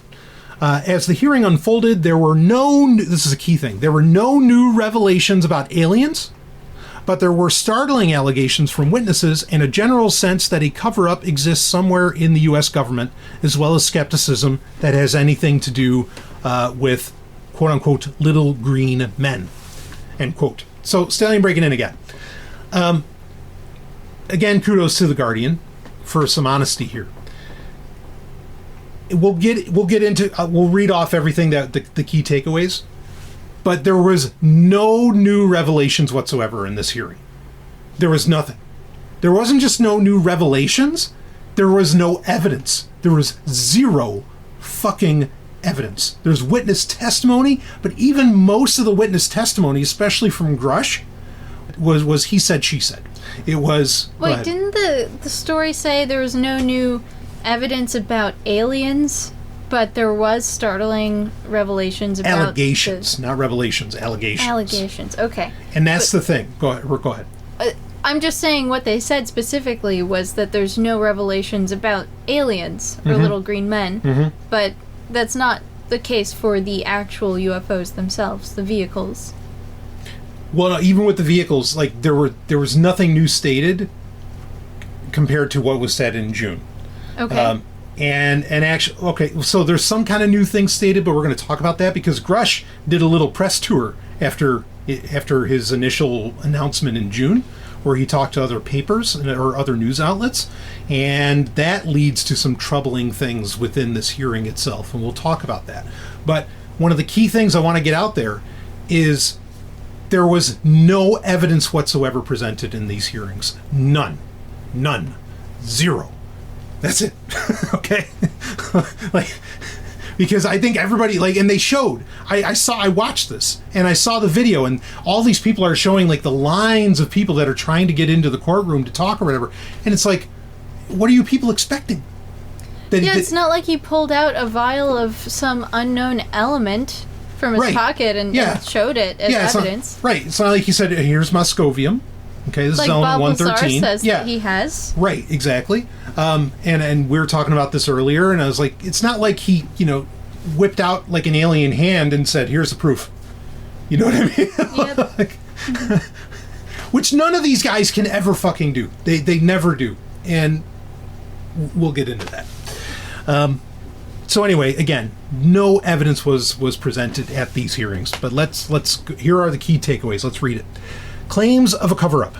The U.S. government conducted a multi-decade program which collected and attempted to reverse engineer crashed UFOs, David Grush told the hearing. Grush, who led analysis of unexplained anomalous phenomenon, UAP, within a U.S. Department of Defense agency until 2023, claimed he had been denied access to secret government UFO programs, said he has faced quote-unquote very brutal retaliation as a result of his allegations. He claimed he had knowledge of, quote, people who have been harmed or injured, end quote, in the course of government efforts to conceal UFO information. Okay, so Stallion breaking in again. This quote, people who have been harmed or injured, end quote. The full quote of what David Grush said was he heard from someone else that had happened. And then that's my point, is that he's constantly saying it's a game of he said, she said. He's like, I was told by this person, he doesn't reveal the names, I was told by this person, I was told by this person, I was told by this, and essentially claiming, now some people are wanting to say that he's using these words as in, I'm revealing that the U.S. government has aliens or has spacecraft. But I've never seen them myself. And he said that in June, that he has never actually seen them. And so now the claim is the reason he can actually come forward and be a whistleblower is because he's not committing treason because he didn't actually see these things. He's just presenting information from other people. This runs into all kinds of problems, but yeah, especially since Bob Lazar did see the UFOs and was allegedly on one. Right. And worked on them. Right. But he hasn't been sent to jail. I mean, yes, he gets raided every now and again. Yeah, he gets harassed. Yes. He's still out there. Yeah. 30 years ago today, KLAS aired a live interview with an anonymous man who made some really astonishing claims. He alleged that the U.S. military was secretly studying alien technology out in the Nevada desert near a base that is now very well known all over the world, Area 51. A lot has changed in the decades since Bob Lazar first told this wild story. The Pentagon recently admitted that it really has been secretly studying UFOs, and then it wanted to figure out and duplicate that technology. George Knapp looks back at that 1989 interview that started a whole new conversation. It's totally impossible. The propulsion system is a gravity propulsion system. The power source is an antimatter reactor. This technology does not exist at all. The claims sounded like Hollywood sci-fi. Months later, when his identity was revealed, Bob Lazar said he worked at a secret facility near Groom Lake, where alien technology was being reverse engineered, that is, taken apart to figure out how it worked and whether the Pentagon could duplicate it. This is the simple drawing he made at the time. Here now, I had access and was permitted to view and look at the operation of this main level with the gravity amplifiers and the level below. The premise seems less preposterous now. In a new documentary about Lazar, he describes in detail the spacecraft he worked on 30 years ago.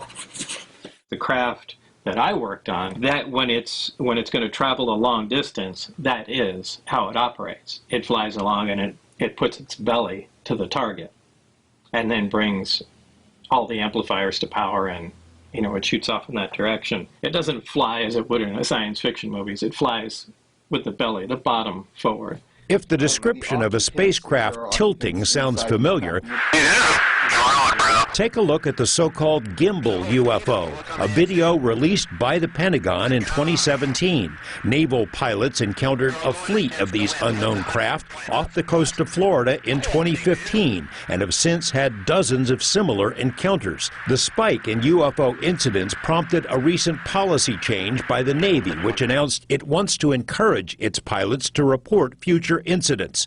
Pentagon officials reluctantly admitted to the New York Times 17 months ago that the military has secretly studied UFO incidents, in part so it might figure out the technology. In the gimbal video, there's a mechanistic turn against the wind without deceleration.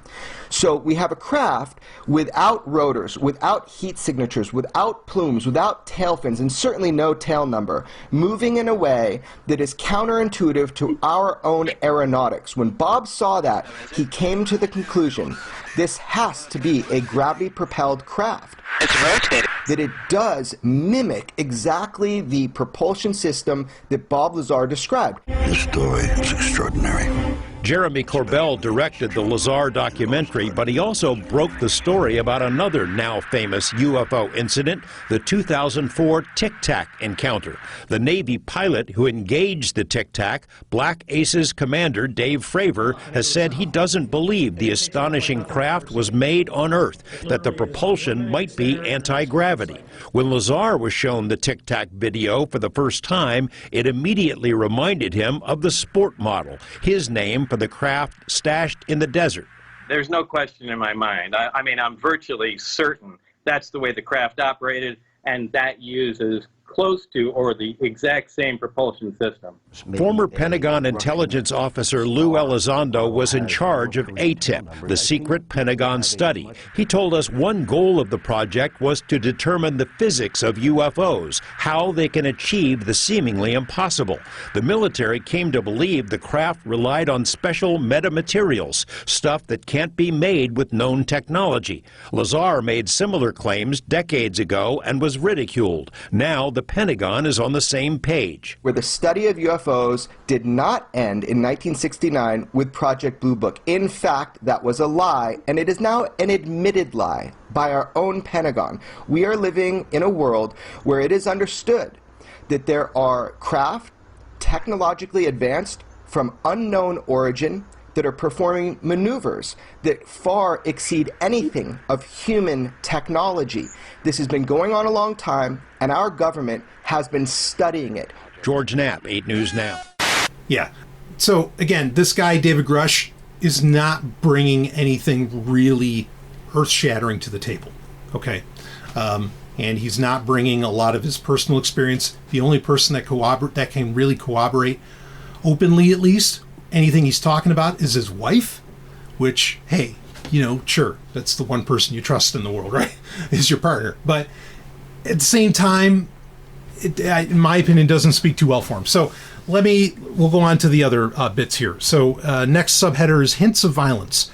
Congressman Tim Burchett asked Grush if he has any personal knowledge of people who have been harmed or injured in efforts to cover up or conceal extraterrestrial technology.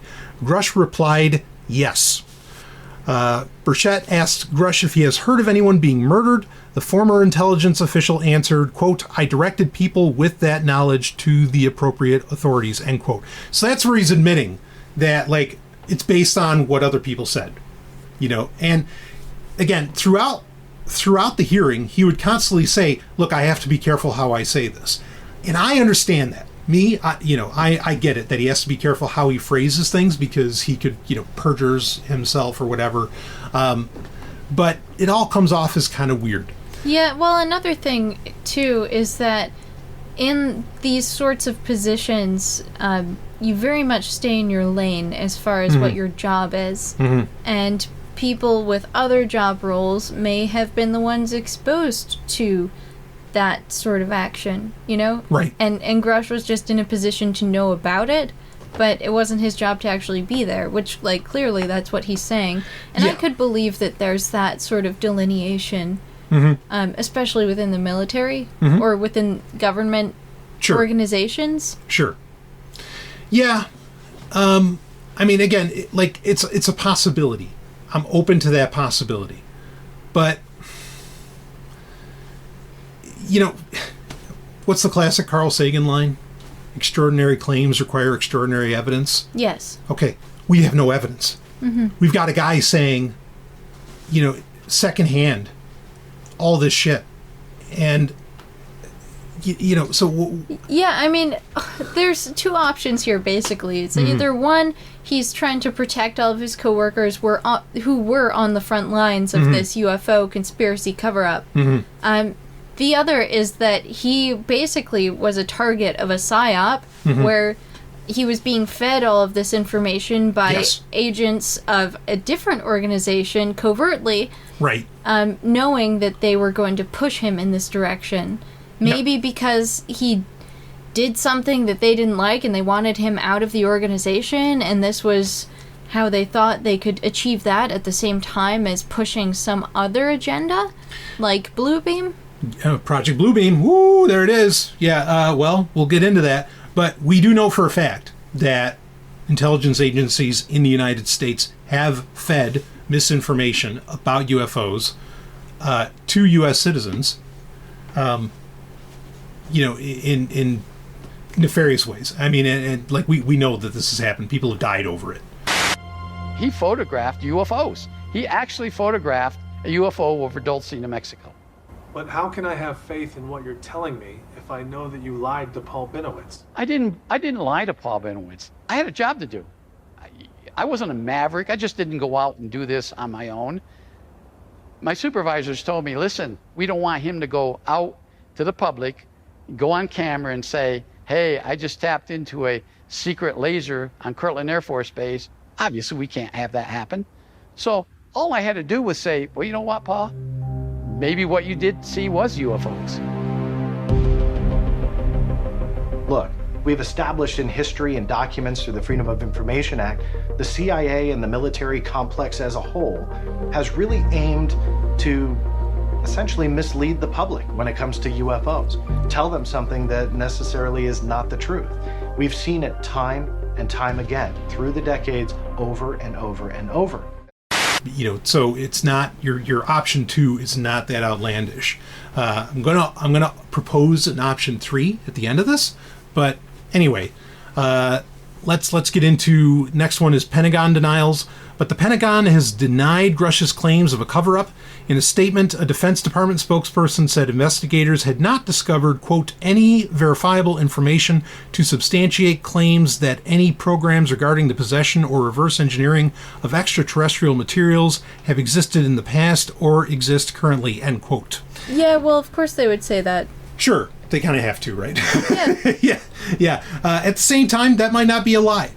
Because what if there are craft? What if there are aliens, but they're not extraterrestrial? They're just, they're either ultra-terrestrial or they are, from planet Earth itself. Which I always find to be far more likely, those last two. So just tossing that out there. Next one, other witnesses, other claims. Other witnesses at the hearing were David Fravor, a former Navy commander who recalled seeing a strange object in the sky while on a training mission in 2004. Ryan Graves, a retired Navy pilot who has since founded Americans for Safe Aerospace, a UAP nonprofit, claimed that he saw a UAP off the Atlantic coast, quote, every day for at least a couple of years, end quote. The sightings were, quote, not rare or isolated, end quote, and were being witnessed by military air crews and commercial pilots, quote, whose lives depend on accurate identification, end quote, Graves said. Graves said UAP objects had been detected, quote, essentially where all Navy operations are being conducted across the world, end quote.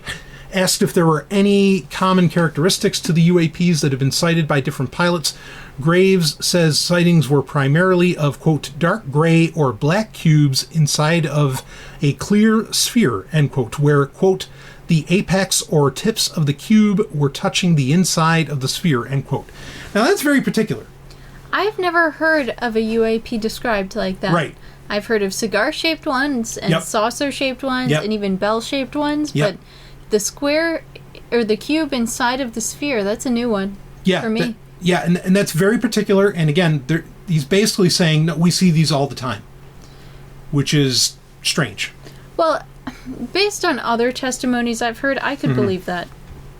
That they're seeing these? Yeah. On a very common basis. Yeah. It's very often that they run into something and they're unable to identify it. Right. And to be clear, that's not Grush saying that. That's someone else. It's a pilot. Yeah, it's a pilot. Who, and I agree with this point. In fact, the last time I think, Ellen, that you were on and we were talking about UAPs, I raised this very point. These are people whose lives depend on having accurate information, confirming what they're seeing, and not bullshitting. And I've been there too. I mean, not that I was a pilot, but I've been in those scenarios as well. You can't bullshit over the radio. That's a fast track to get sent off to Leavenworth. Like, forget it. When you're in the military. So, anyway, that is interesting. That part is interesting. That's not even necessarily anything new, but they added it in. That's interesting. But that has nothing to do with Grush. So let's go on to the next one. Doubts linger. Not everyone was convinced of Grush's testimony. At times, he appeared less forthcoming under oath than he had been in media interviews. In the interview with News Nation in June, Grush claimed the government had, quote, very large, like a football field kind of size, end quote, alien craft, while he told Le Parisien, a French newspaper, that the U.S. had possession of a, quote, bell-like craft, end quote, which Benito Mussolini's government had recovered in northern Italy in 1933. Let's stop on that one for a second. That's interesting. Yeah, because that sounds like Die Glocke, right? Mm-hmm. Which, of course, is the supposed Nazi craft that was shaped like a bell. That's why they called it Die Glocke. That one's kind of weird, but, that's not anything new, right? I mean, it's interesting to suggest that Mussolini found it in 1933, but let me read on a little bit, and we'll talk about that more. On Wednesday, he was reluctant to go into details on those claims, citing issues of security.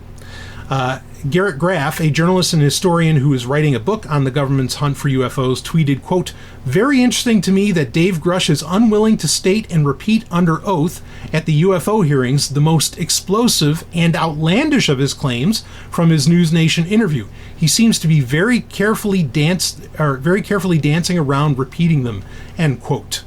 Yeah, if it was a security matter, he wouldn't have said it in an interview.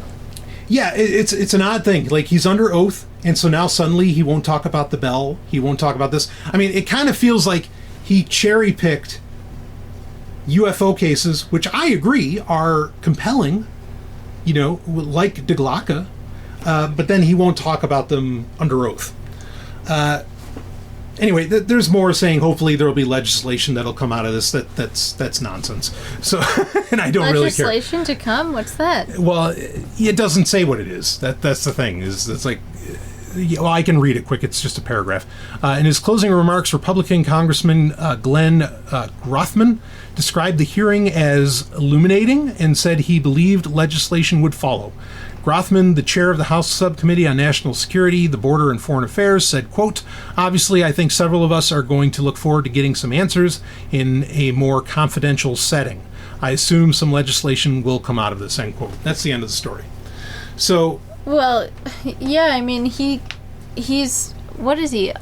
Subcommittee on National Security, the Border and Foreign Affairs. Mm-hmm. Yeah, he's somebody who doesn't like aliens in the first place. Yeah, right. Well said. Unless they have documentation. Yeah, unless they paid their $10 at Ellis Island and... Right. Yeah, So if there is a chance that there's some alien beings coming to this planet, I mean, he's got to make sure that they have documentation. Yeah, and that they know the Pledge of Allegiance, can speak English a little bit. As long as they know that America is the foremost power in the world. Right. And they recognize it, then yeah. Right. Then they can be here. Yeah, good point. So, we love you, yeah. America. We want our country back. Oh, fuck. Yeah. So do the Native Americans. Yeah. Man. Okay. So what do you think? I mean, you hear all this. What goes through your mind, Ellen? Yeah, suspicion, I suppose. Like, obviously I want it to be true that there's some sort of life out there that is above and beyond humanity. Mm-hmm, mm-hmm. But I don't know that this is the answer. You know? I feel like if they wanted us to know about them, they would just show up. Yeah. Yeah. I mean, well, my response is, like, just drop the evidence. Just put down the fucking smoking gun. Let everybody see it. Otherwise, shut the fuck up. Like, like to some degree, you know?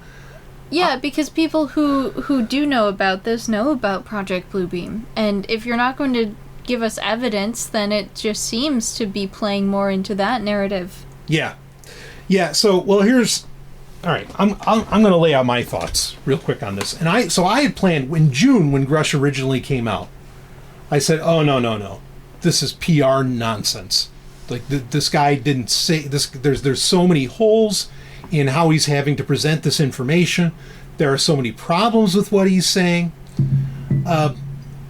And I was going to do a whole episode on it and find whatever, I haven't had the opportunity to do that, so I'm just going to lay out some of these ideas here fairly quickly. And one of them, first off, a lot of conservative asshats were rightly bringing up the amazing coincidence that this hearing happens at the same exact time that the Hunter Biden hearing is happening. Yep, that is a surprising coincidence. So that the news and everybody wasn't paying attention to what was happening with Hunter Biden or any other like actual genuine provable egregiousness that the U.S. government or its nepotism is engaged in. But so there's that. But the other part for me is, in a low key way. I mean, I've brought up from a cybersecurity perspective that the world is already in World War III. Okay. In a very real way, the world is at war right now. Russia-Ukraine is not just Russia-Ukraine. I don't think that's an outlandish thing to say. And where does China fit in with all this? The Chinese government, where do they sit within this? Well, I don't think that the U.S. and China would be considered buddy-buddy. And in the past few years, the Chinese military has shown having more advanced technology than even what the U.S. military has. Hypersonic missiles, all kinds of things. Okay. I can't help but feel that this whole thing is just to try and scare the shit out of Russia and China into thinking that the U.S. government has alien spacecraft and advanced technology. But The U.S. doesn't really have that. And there is a long-running theory that not Project Blue Beam, which we could talk about that, but Project Blue Book ultimately was all about like this whole the UFO phenomenon that was happening in the 60s, and a little bit beyond that, was the same situation. It's just a PR play. It's just to scare the Soviets into thinking we have more advanced technology, that the U.S. has more advanced technology than it actually has. That doesn't explain all UAPs or all UFOs, but this really feels like one of those scenarios where this is a tactic to get certain group of people to think a certain way. What do you make of the recent UAPs? I think is the new term. Eric, you need to get up with the times here. They're not UFOs anymore. That's the old. I wasn't even in this game when it was UFOs. So, okay. So what do you make of the recent UAP stories and attention and response and subsequent response? I'd like to ask you first.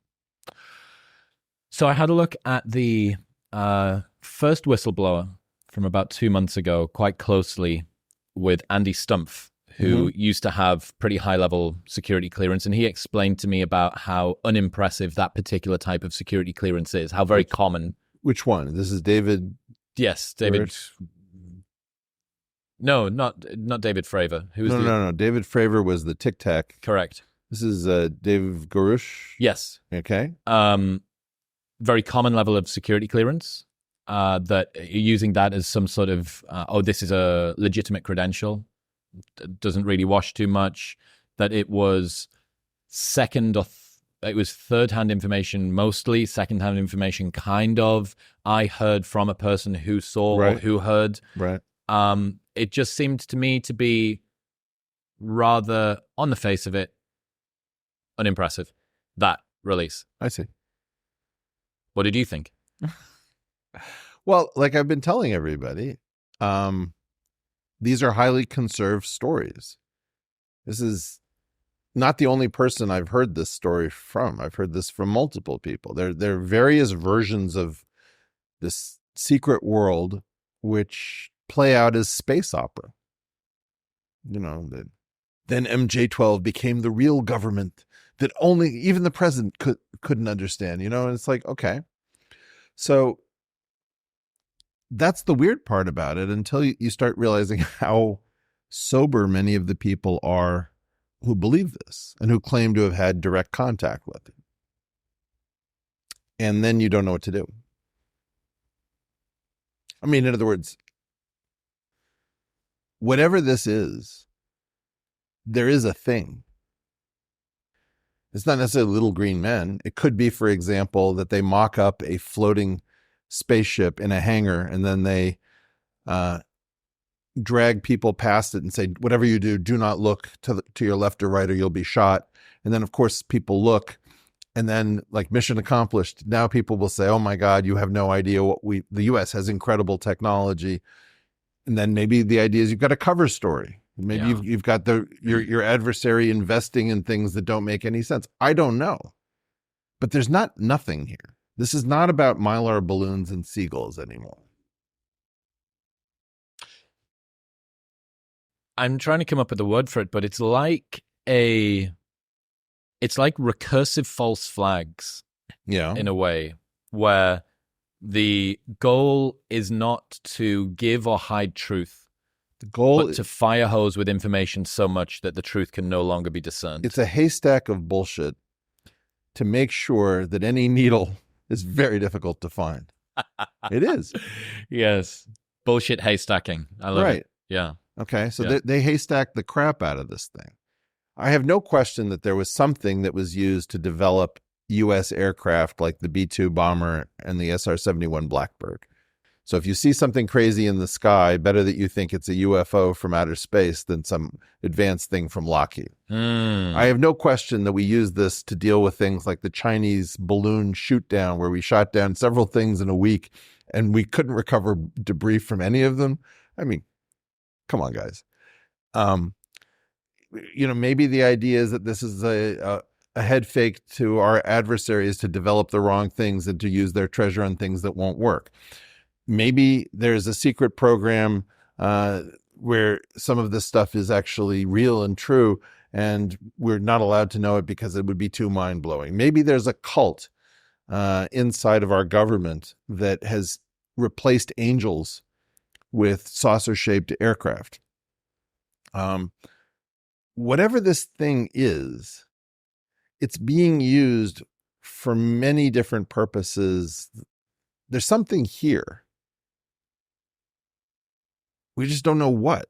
This is the problem. The princess can't feel a pea because that would be impossible. The princess feels a disturbance. And you can't say what the disturbance is. Maybe it's a golf ball. Maybe it's a cantaloupe. Maybe it's a banana. But whatever it is, there's something wrong with the mattress.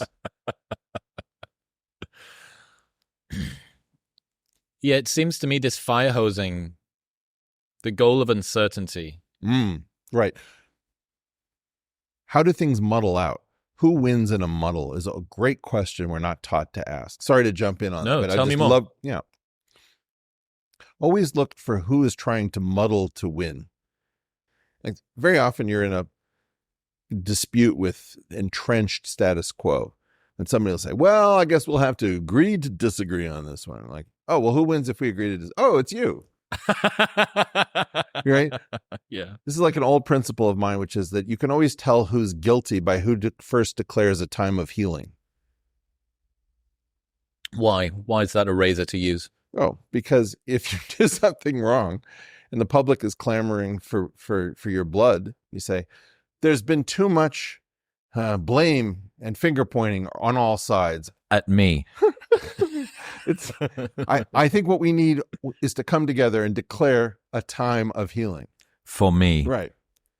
So I believe that in general, whoever declares a time of healing is suspect number one.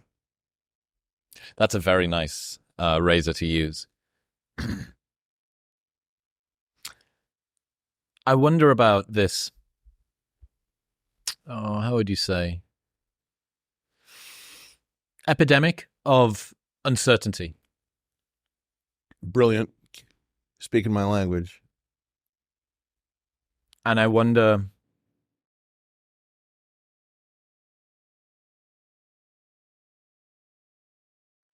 how, first off, how as an individual you are supposed to put up any kind of effective defense, to just take some sovereignty, being, an agentic individual. Right.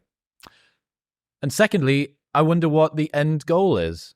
I understand why uncertainty would be useful for manipulation, because if people can't discern truth from untruth, it can be easy to poke them and prod them and float them in particular directions. Right.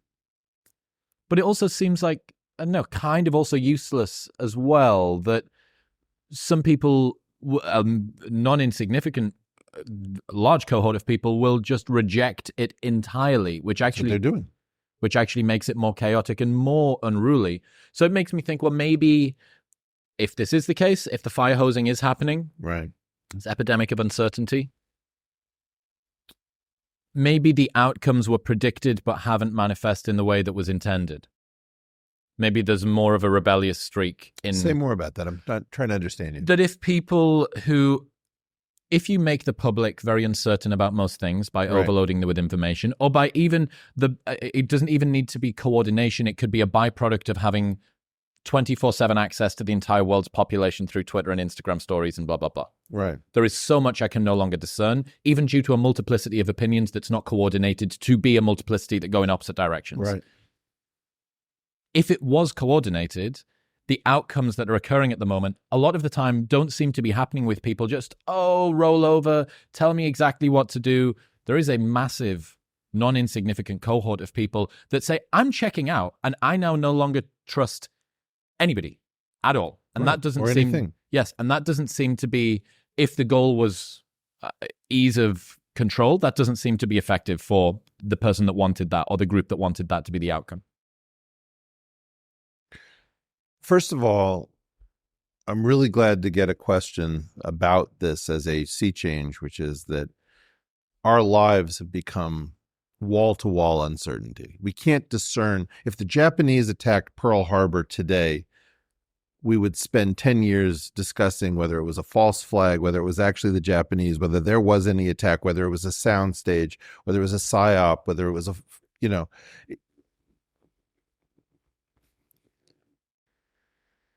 right now, the main institutions of our society have abdicated their role for public-spirited adjudication of what is true based on expertise. And so what you're seeing is people coming to hate experts and coming to hate institutions because they're realizing that these institutions lie to them at a level that they've never considered unless they were Alex Jones fans to begin with. And so what you're having is a large number of people waking up to the idea that, yeah, there really are organizations and working groups that determine what you hear from a multiplicity of venues. It's the same message relentlessly. Do you think people are overly pattern matching that now? Say more by what you mean. That they're seeing conspiracy where there isn't, because the lack of faith in institutions. Same person is saying that they see a conspiracy and they see no conspiracy. They have part of their head that remembers that conspiracy theorists are crazy people, and they've got part of their brain that remembers that normies who don't believe in conspiracies are crazy people. And they can't integrate those things, right? They cannot figure out, how are these things being coordinated? Am I a crazy person for seeing these patterns? Am I a crazy person for ignoring them? For believing them? For when they're unearthed? What you're seeing is a complete destruction of bedrock reality that if you weren't actually physically there.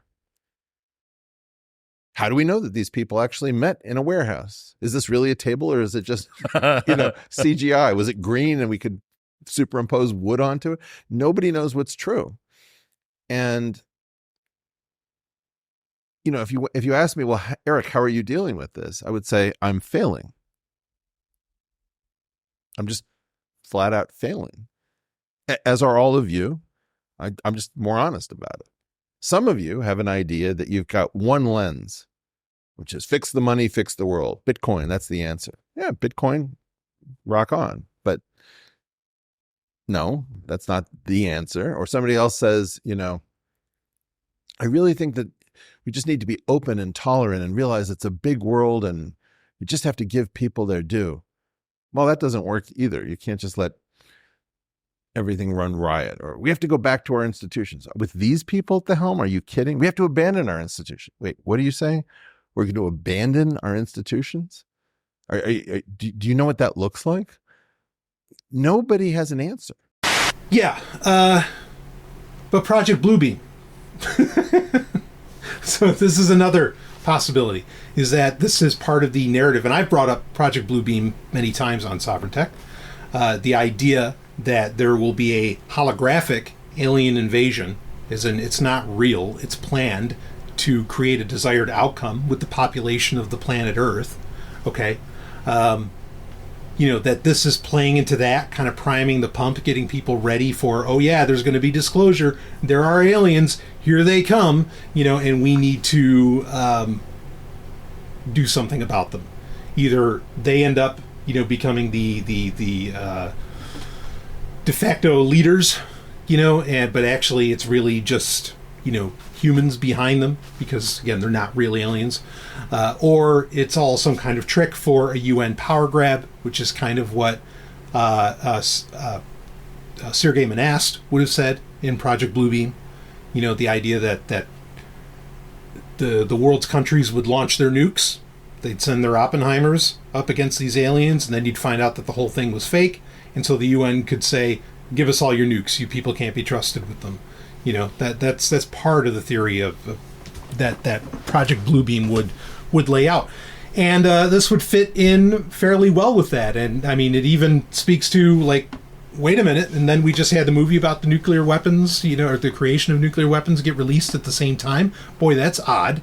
But yeah, while I certainly subscribe to certain elements of Project Bluebeam, that I think that's a thing of interest for, at the very least, the U.S. government, if not other governments, I don't know if that's the case here. I'm leaning towards the idea that this is all just marketing to try and scare, the opposition to the United States.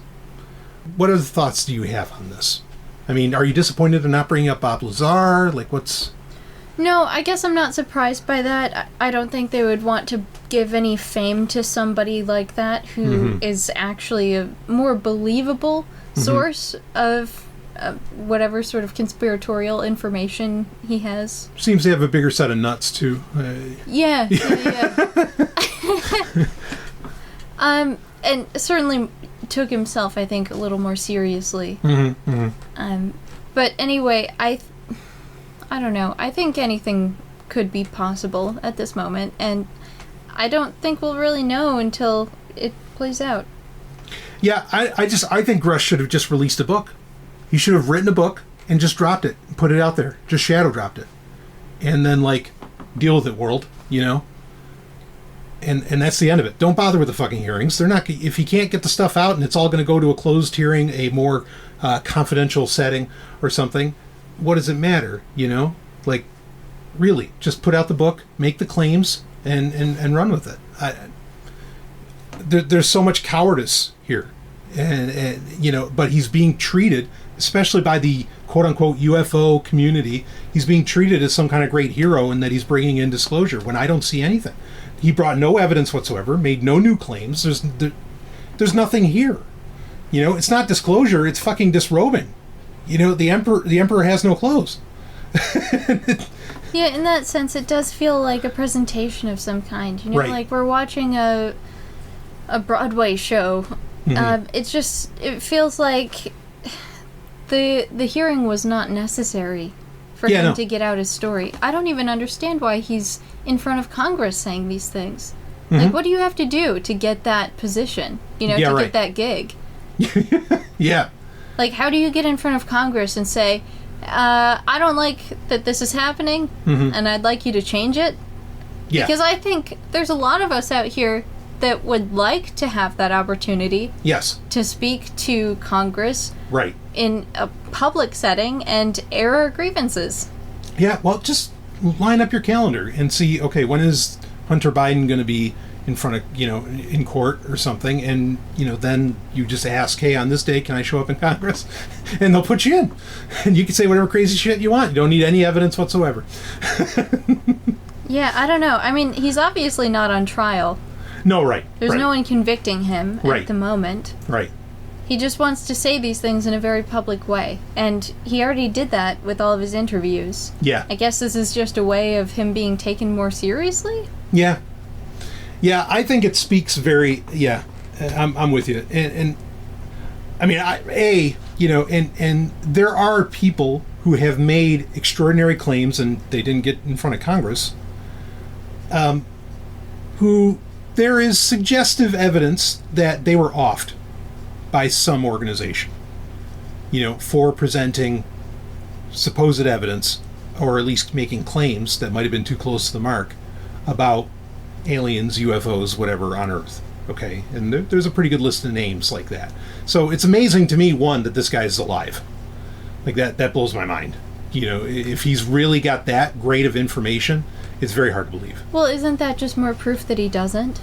Yeah, that's how I feel, is that he really doesn't have, he's way off, I don't know, but then again, there's also the safety of being in the public with this information. Yeah, but I think if you've got enough, if you're going to lay it... That's the thing. Like, he's really not saying anything, Say something. Like, just saying, oh yeah, they have a football field-sized spacecraft.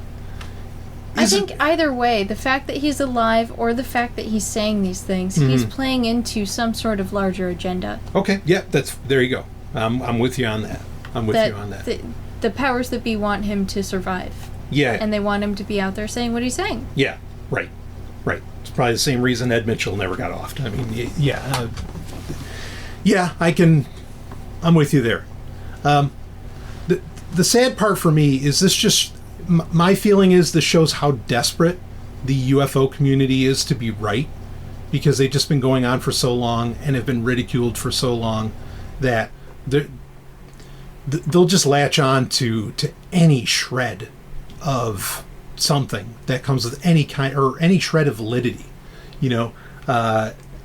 because they're excited about this. When again, just look at it, take a few steps back and look at it. There's nothing here.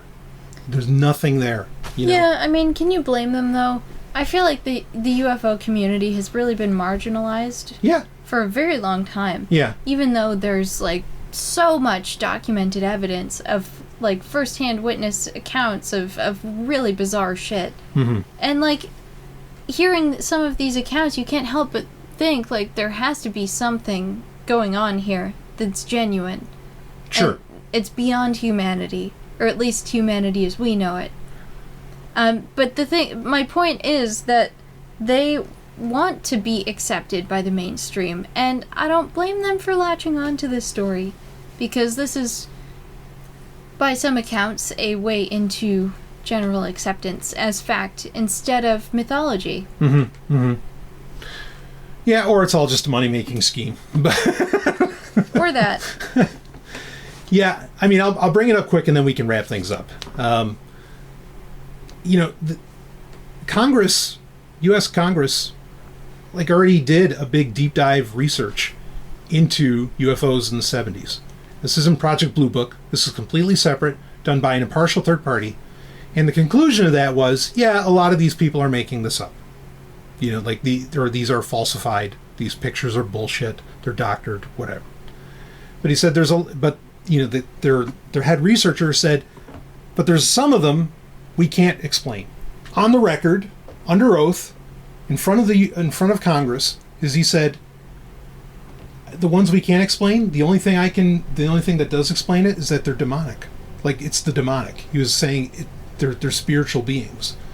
Like, it was so out of the realm of possibility of what was described that he couldn't even say, oh yeah, it's aliens or it's this or that. Like, it was just it's so wild that all he could claim was that it was supernatural.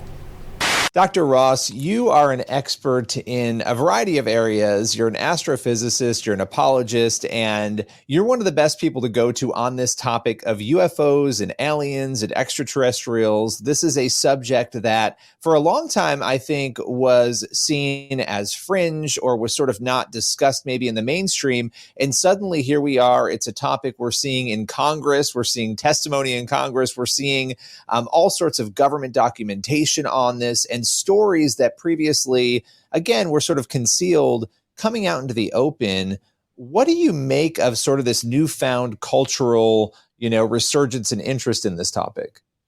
Well, I became a UFO expert, but not on purpose. I was an amateur astronomer before I became a professional astronomer. So every university where I served, they said, you have to handle all the UFO reports. And about 99% of what people would report to me as UFOs, I could explain as natural phenomena, a hoax, or secret government military activity. But there's a 1% residual that falls in a different category. And these would be UFO phenomena that observers report violating the laws of physics. On the other hand, they leave evidence indicating that they're real phenomena. And that, I think, explains why you have a lot of scientists and skeptics saying this doesn't exist, because they come from a worldview that doesn't permit the existence of non-physical reality. But as a Christian, as a believer in the inerrancy of the Bible, I do believe in the existence of non-physical reality, because the Bible tells us God created two different species of intelligent life, one that's constrained by the physics of the universe and one that is not. And we're talking about humans that are indeed constrained by the dimensions and laws of physics of the universe, and angels who are not. And these angels live in a different dimensional realm, but God has given them the power to come in temporarily into our realm. So I think that's where that 1% residual falls. And some of the strongest evidence for that is that where you got multiple observers tracking a UFO going through the atmosphere, which means we can actually calculate its trajectory and velocity. And the velocities often run between 5 and 25,000 miles per hour. But the observers never record the occurrence of a sonic boom or a heat friction trail behind the UFO. If it was a physical object, you would get a sonic boom. You would get a heat friction trail, just like you do when one of the spaceships go through our atmosphere from the International Space Station. However, there are a couple of thousand cases documented where the UFO not only goes through our atmosphere, it crashes into the Earth. And when you go to the crash site, you see a crater. If there's snow, the snow is melted. The vegetation is consistently damaged. But as you investigate that crater site, there's never any debris. There's no artifacts. If it was a physical craft crashing into the Earth, you would be able to recover some debris and artifacts. But the fact that you see a crater and melted snow and damaged vegetation means that something real caused that. So we're dealing with non-physical reality, or what the French astrophysicist Jacques Vallée referred to. He says, we're dealing with interdimensional phenomena. I mean, he's not a believer, but that was his conclusion. We're dealing with a phenomena that's operating in dimensions different than those of the universe. You know, what you just described is so fascinating to me as a Christian. Let me start there. You know, as a Christian, I think of Ephesians 6. I think of the verses that we often don't talk about, you know, even in the church, about the spiritual battle that is going on, that there's this unseen realm where this battle is unfolding, right? And I think about what you were just describing.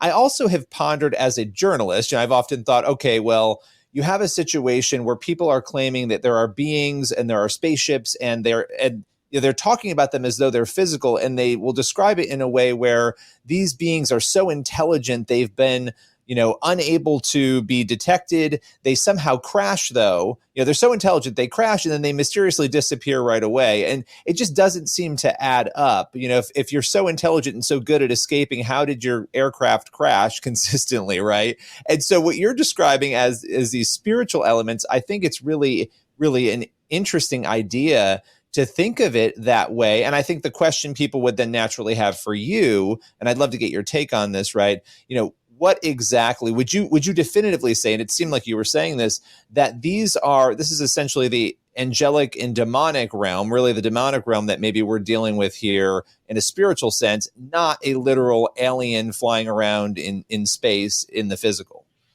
Well, back in the 1960s, the U.S. government commissioned the physicist Alan Hynek to investigate the UFO phenomena.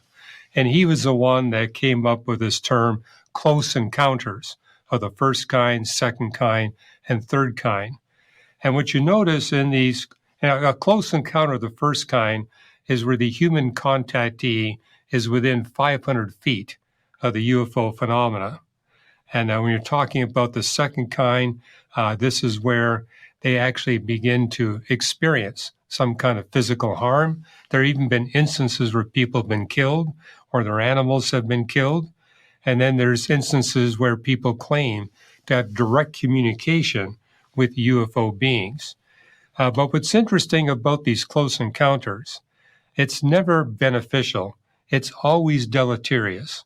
The best you're going to come away from with one of these encounters is recurring, terrifying nightmares. Worst case scenario, you get killed. So they're harmful, but there's also evidence that there's deception involved in these encounters. Because when people claim to have had conversation with these UFO beings, they will claim, well, in fact, if you go back 100 years ago, they were saying they were from the backside of the moon. But when the public became educated enough to realize that's not credible, they changed their story and said, well, we're from Venus. And when people realized how hot it is on the surface of Venus, they said they were from Mars. Well, now they're claiming to be from another planetary system. So the fact that they keep changing their story, and then you've got those cases where the human contactee goes into a trance, and then they begin to type out what the UFO being wants them to communicate. And it sounds like automatic writing, by the way. That sounds very similar to what it's automatic writing, and it's extensive. I mean, probably the most dramatic example would be a big book, the Urantia book. It's kind of the Bible for all these UFO cults. And some editions run 4,000 pages. The entire book was communicated through automatic writing. But what's interesting about the Urantia book, about a third of its content denies the deity of Jesus Christ. So there, I think you can see the deceptive motivation behind this UFO phenomena. And, in this book, Lights in the Sky and Little Green Men, we point out that we have a scientific testable model for this UFO phenomena. Because what you notice in these close encounters, it's exclusively experienced by people who have significant involvement in the occult. And when you remove that occult factor, that's the end of the UFO encounters. Increase the degree of occult, you increase the frequency of these UFO encounters. And as we document in this book, you notice there's a much higher incidence of these close encounters in nations where there's a high incidence of occult involvement. Examples would be France, Equatorial Brazil, and I got to see this firsthand when I went to the Soviet Union when the communists were in control. And what I noted back then is that the Soviet Union was sponsoring occult physics research at their major universities. And so a lot of the physicists I was engaging at that time were deeply involved in the occult. Many of them were demon-possessed, and many of them were having these close encounters with UFOs. Now, when you go back to Russia, the incidence of that has dramatically dropped because the incidence of occult involvement has dramatically dropped. So I end this book by saying, close all the doors to occult involvement in your life and the life of your close relatives. That'll be the end of your UFO encounters. This is a testable model. I have to tell you, as you're describing all of this, my background, one of the things I've worked on is a book on evil and looking at demons and possession and what scripture says about it and interviewing people who have come out of the occult. And a lot of the descriptions that people will have, and of course, not everybody is going to believe all of these instances. And similarly to what you were talking about, many of them, there are natural explanations. But for those that are documented and they clearly went through something, these individuals will say that the demons they interacted with were telling them very similar lies, right? That they were deceased loved ones. I mean, that's a big thing with mediums and psychics, obviously, for those watching, that, they will tell you they're communicating with the dead, right? The souls of the dead, when in reality, the demonic entities are lying about that. And so it's interesting when you were sort of going through the lies that, might be being perpetuated by these beings and these encounters that people believe are aliens. That is very, very interesting to me. And the other thing I wanted to ask you, just as you were talking about these countries where there's more occult activity, I'd love to get your take on this, and maybe I'm off base here, but it is interesting to watch. I know there's nothing new in these claims. You're not seeing any new details, even though there are more of these claims of alien encounters. But as America seems to be sort of pulling back from its Christian rooting, right? Pulling back, we're seeing secularism sort of rampantly grow. Do you think there's any connection between that move away from God, even nominally, that we're seeing, and this increase in alleged interactions with these, purported beings? Well, I think the evidence for that is that in states where there's a higher involvement in the occult, you see a higher incidence of these close encounters with UFOs. Good examples of that would be Alaska and Hawaii. And in those states in the Union where there's a very low incidence of occult involvement, likewise, you see a much lower incidence of people claiming to have these close encounters. But my passion is for the individual that's having these encounters. Close the doors, and that will deliver you from these horrifying experiences. And also be careful about who you are in contact with. Like if your father's involved, that could be, the demon can work through that. And keep in mind, these fallen angels can take whatever form they choose. They can appear as your dead grandfather. They can appear as a flying saucer. They can appear as a leprechaun. And so that's why it tells us in 1 John, test the spirits. Don't believe every supernatural being that approaches you. Put them to the test. Wow, that is incredibly powerful, and this has all been really thought-provoking. Of course, I have to ask you about David Grush and the testimony. He's obviously an intelligence officer, served for 14 years in a variety of capacities. His testimony, congressional testimony, garnered a lot of attention.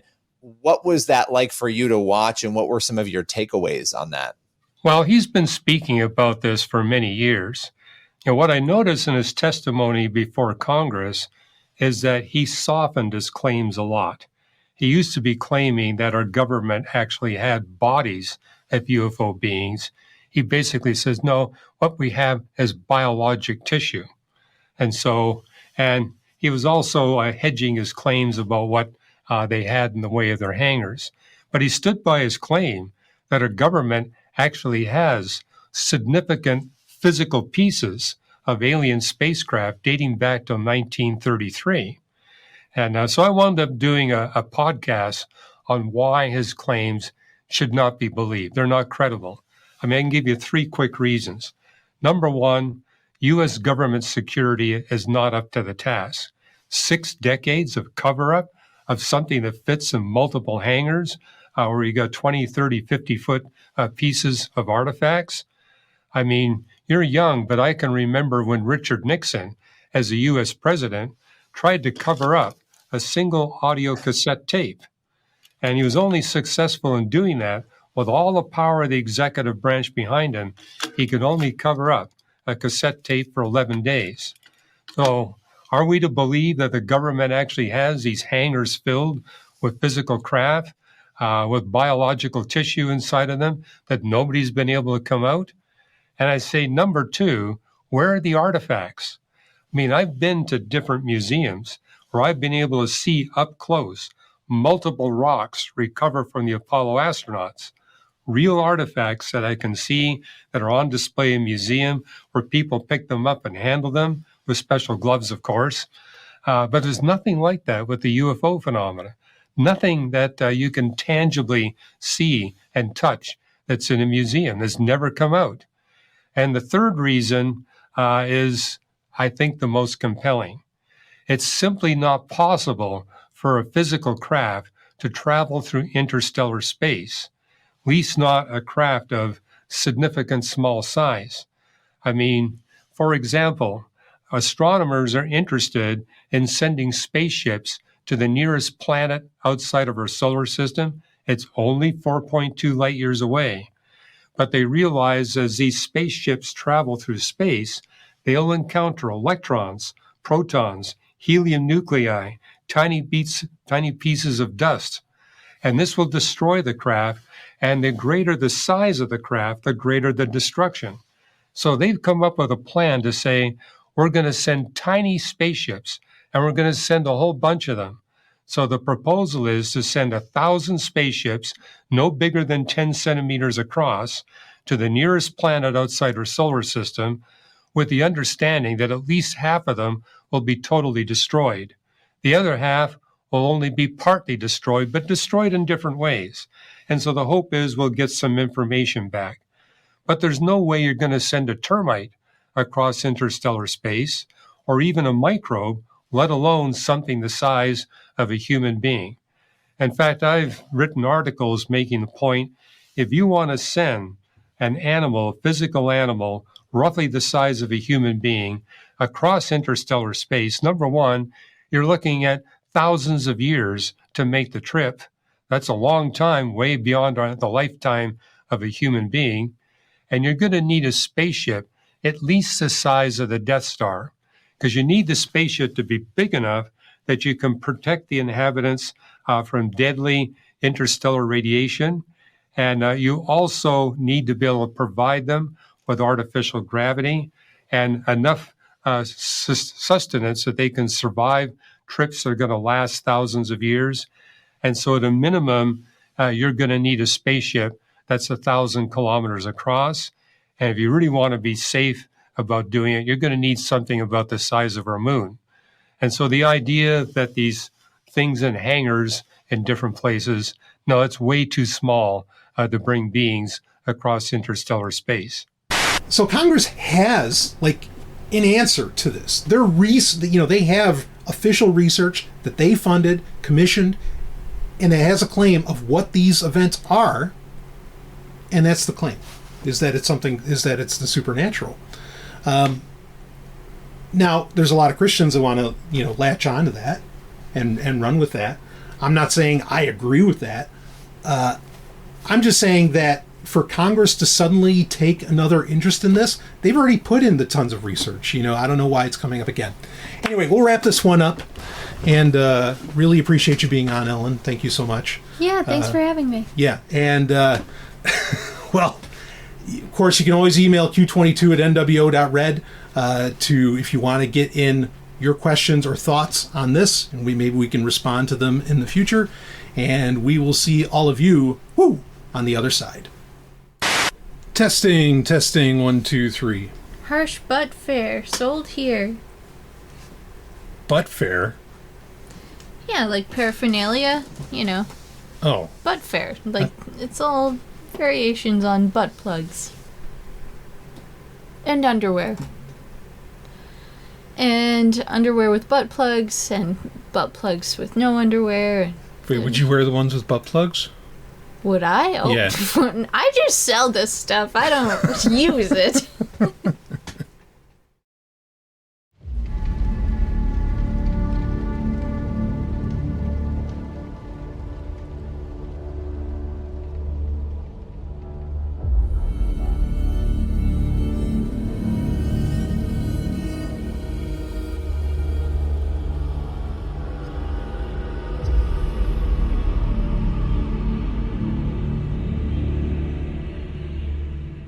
Are we alone in the universe? It's a question scientists have tried to answer for a long time, and we may be a step closer to answering that question.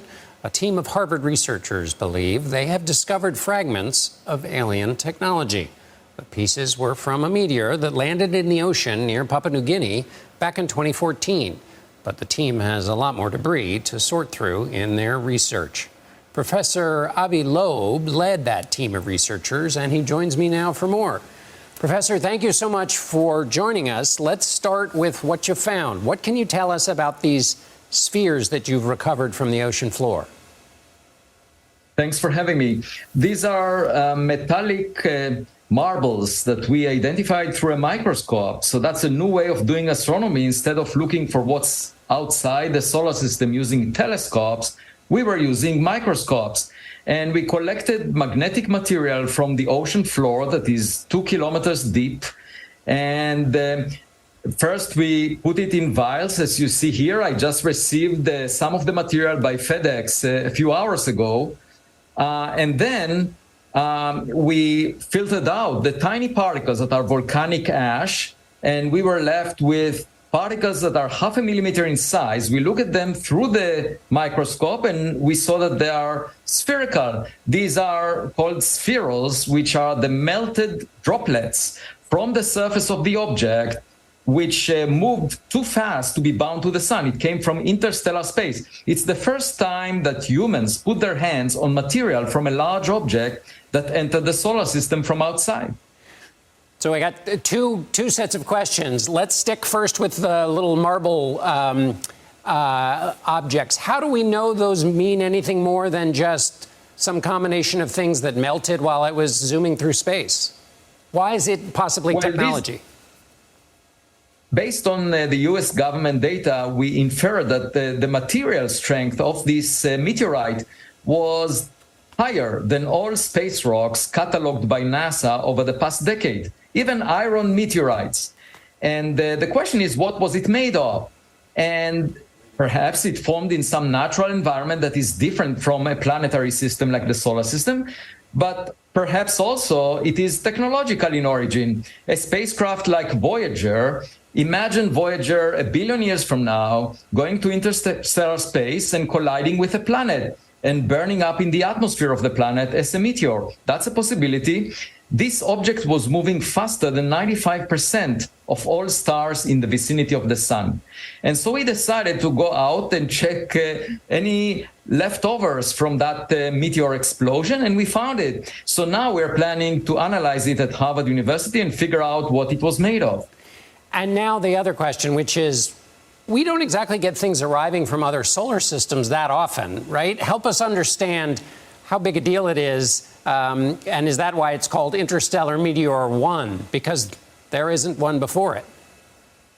Right. This is the first one identified by U.S. government sensors, mostly satellites, and we didn't discover any such object before. It was more than half a meter in size and released a few percent of the energy output of the Hiroshima atomic bomb when it exploded 20 kilometers above the Pacific Ocean. And we were able to localize the path of the meteor. We found these spherules, droplets that were melted off its surface where we expected they were concentrated in that region. And the hope is that we can infer whether it was artificial in origin, because just imagine semiconductors being melted. The droplets will include a much higher abundance of rare elements that are not found in such concentrations in nature. Professor Avi Loeb, fascinating. Good luck with your research from Harvard University. Thank you, Professor. Thanks for having me.